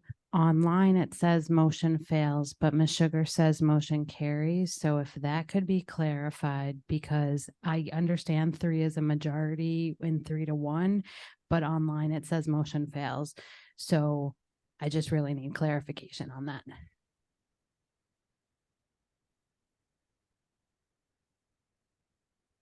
Okay. Looking online to see if there are any more hands, and there are none. So I go back to the room if there are any hands in the room. Anybody else would like to speak to, please approach the podium. The tag team. Dr. Yoni Yaris, Cherry Hill. As a new teacher in the education world, it's important to notate that test scores are just one part of the story about a student. I can tell you in my classroom, I have students who are ELL, I have students who are first generation 1.5. Every student needs to be differentiated. Differentiation wouldn't fall under anything when it came to equality. IEPs, 504s are all differentiated instruction that are about equity and creating success for a student in the classroom. But you wouldn't know that unless you spend time in an educational classroom or sitting on committees and being involved and spending time learning. I think we need to do a better job of educating our caregivers, our grandparents, our advocates, and those in the community on all sides of the issues, because I don't think people understand education is evolving at an incredibly fast pace. I just spent the last 2 days in my classroom with students undergoing our district's MAP assessment, which is how they go through in terms of preparing students for NJSLA and getting a benchmark of where they're at. I can tell you my students were exhausted. The last 2 days were impossible. Probably the hardest I've experienced, and I've been there 2 weeks, but I can tell you any other educator will tell you that all the ones who were there had even more experience than I did. It was very challenging. And to understand that we're talking about numbers, we're talking about students. We're talking about individuals. And we come up here and we hear numbers, and I can't agree more with Mr. Redfern. When in terms of talking about teachers and those of us in the classroom, it stinks. My eyes have been open now being in the classroom, being in front of it, that it is very challenging. I encourage every board member to spend time in the classroom and get a chance to understand what teachers go through on a day-to-day basis, what our students are going through. They are still recovering from a massive, massive emotional drama that us as adults are still trying to undergo and be able to recover from. And we're trying to accept them to get back to where we were 2-3 years ago. Good luck with that. We're not back there as adults yet. I'm fortunate that my kids are in a community where our district values their social and emotional needs. Our leadership values it. And just remember that Facebook warrioring is easy. but coming and showing up and saying, I want to be part of the solution. It was really exciting. The people who are engaged right now in the superintendent search. That's a great start. But I want to see them here 6, 7 months from now, after whoever takes the seat in the fall of next year, show up then. Help guide, help be the vision for that. It's not just the 9 people sitting around the table and those of us who choose to come to the meetings. Partnership starts somewhere, and having that vision isn't just on one person who's a superintendent. It's on all of us working together and doing so. So once again, I appreciate all you're doing. It's not going to be easy. You are taking on a lot of time moving forward, especially with the superintendent search going on. Your appreciation to your families for lending you to us. And we really appreciate it, especially as you coming to back to school nights and getting back into that tradition and being seen. For many years, that wasn't the case. And it's really great in the last couple of years for that to be the tradition. And I know it's not easy, juggling all the responsibilities. So thank you. Okay. Again, no hands online, going back to the room. If there's anybody else who would like to speak, to please approach the podium. And it looks like we do not have anybody else. Oh, we have a hand online. Okay, so Jared Pasternak, you're up. Hi, I just wanted to thank everybody. Jared Pasternak from Cherry Hill. I wanted to thank everyone who spoke up just prior to the comment period. I thought Mr. Mayor, Ms. Stratton, Ms. Stern really did a phenomenal job framing what's at stake these days, and what variables there are that can contribute to differences in performance that go well beyond curriculum. As a physician, as a pediatrician, I see every day our children are not okay. They need all the social supports they can have, both in school, out of school, and to try to, tell certain populations within our community that they should be marginalized if they're LGBTQ, or different races, ethnicities, is just, it just blows my mind that this can be in the discussion this day and age. I know it's an election year. I know there's lots of tempers flaring, but I just want to thank the board for keeping their level heads about this. And I realized a little while ago to stay out of the Facebook warrior range when, if you looked at what was going on in certain groups in the community, it would certainly make it clear that the bond had no chance of passing.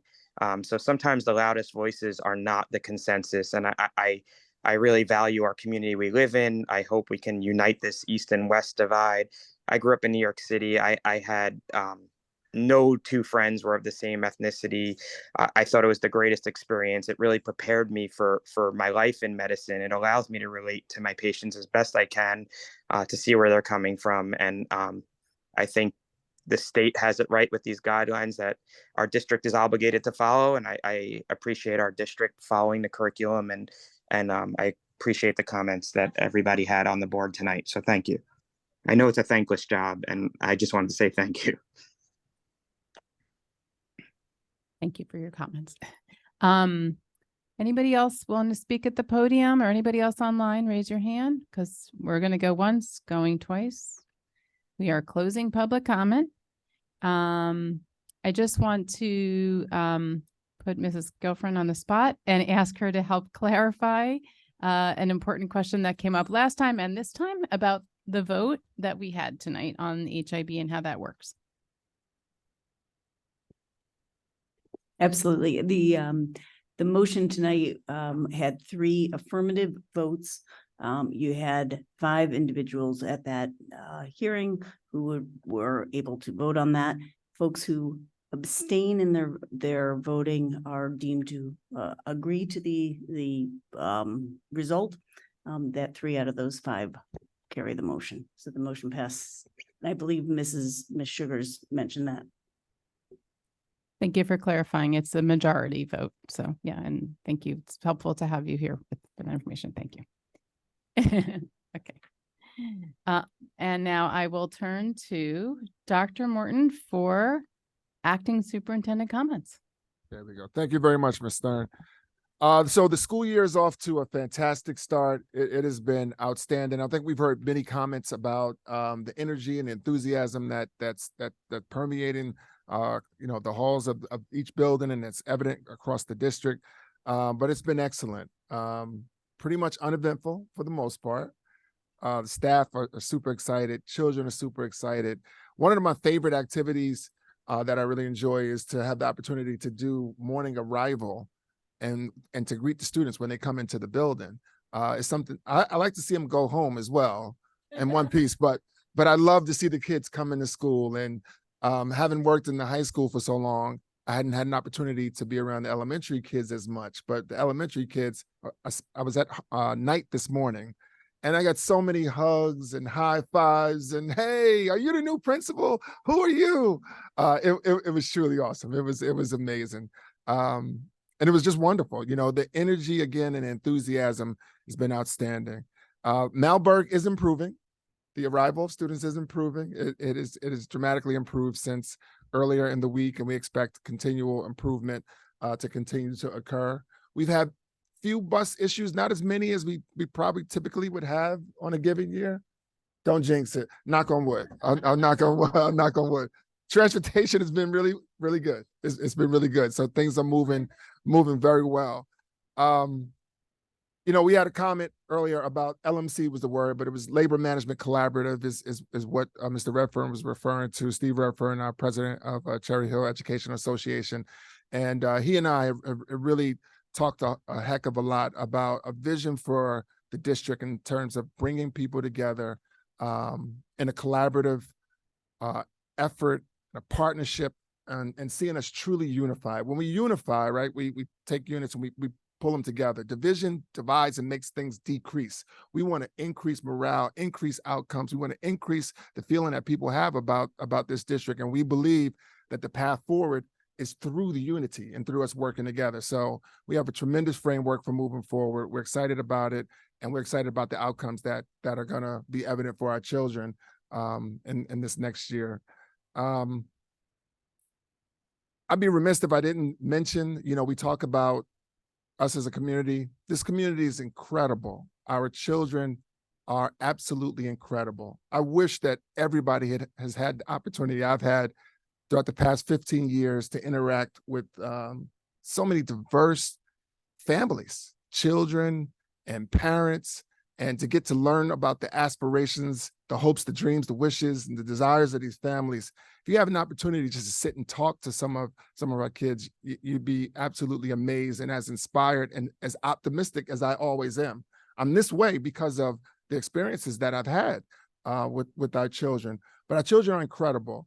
And last week, one of the members of the High School West community was lost.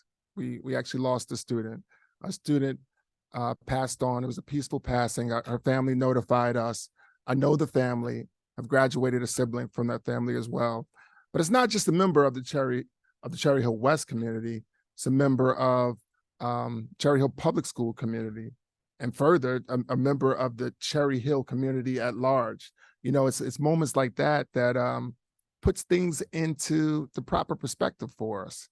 And, you know, it's not necessarily about comparisons to other people. It's not about challenging problems and conflicts and things. It's really about doing what's best for each individual child and hoping that each family can prosper and do well. You know, so, you know, it's just unfortunate that loss produces deep reflection. I just hope that all of us, you know, are reflective always and remember, I think someone summarized it well. I think it was you, Ms. Stern. With each family, there are hopes and dreams that each individual family has for their children. And the conflicts come about fears that those hopes and dreams may not be actualized. I get it. I totally get it. And as long as we're willing to work together and remain unified, we can work through whatever those fears are. We can work through whatever those challenges are, and we can help our children to actualize the success that they deserve, that their families want for them, and that we desire for them as well. So I'll end it with that. Also, I'll say happy Spanish Heritage Month. Spanish Heritage Month begins September 15th through October 15th. That is a rapidly growing community here in Cherry Hill. Our Hispanic Heritage Clubs will be out at the schools doing some wonderful things. So happy Hispanic Heritage Month to all those celebrating. Thank you. Okay. Thank you for those comments. And now we will make a motion to adjourn. I mean, it's only 9:33. I don't know. Maybe we should stay longer. I mean, do I have a second for the motion to adjourn, Mr. Greenbaum? All in favor? Aye, motion carries. Meeting is adjourned.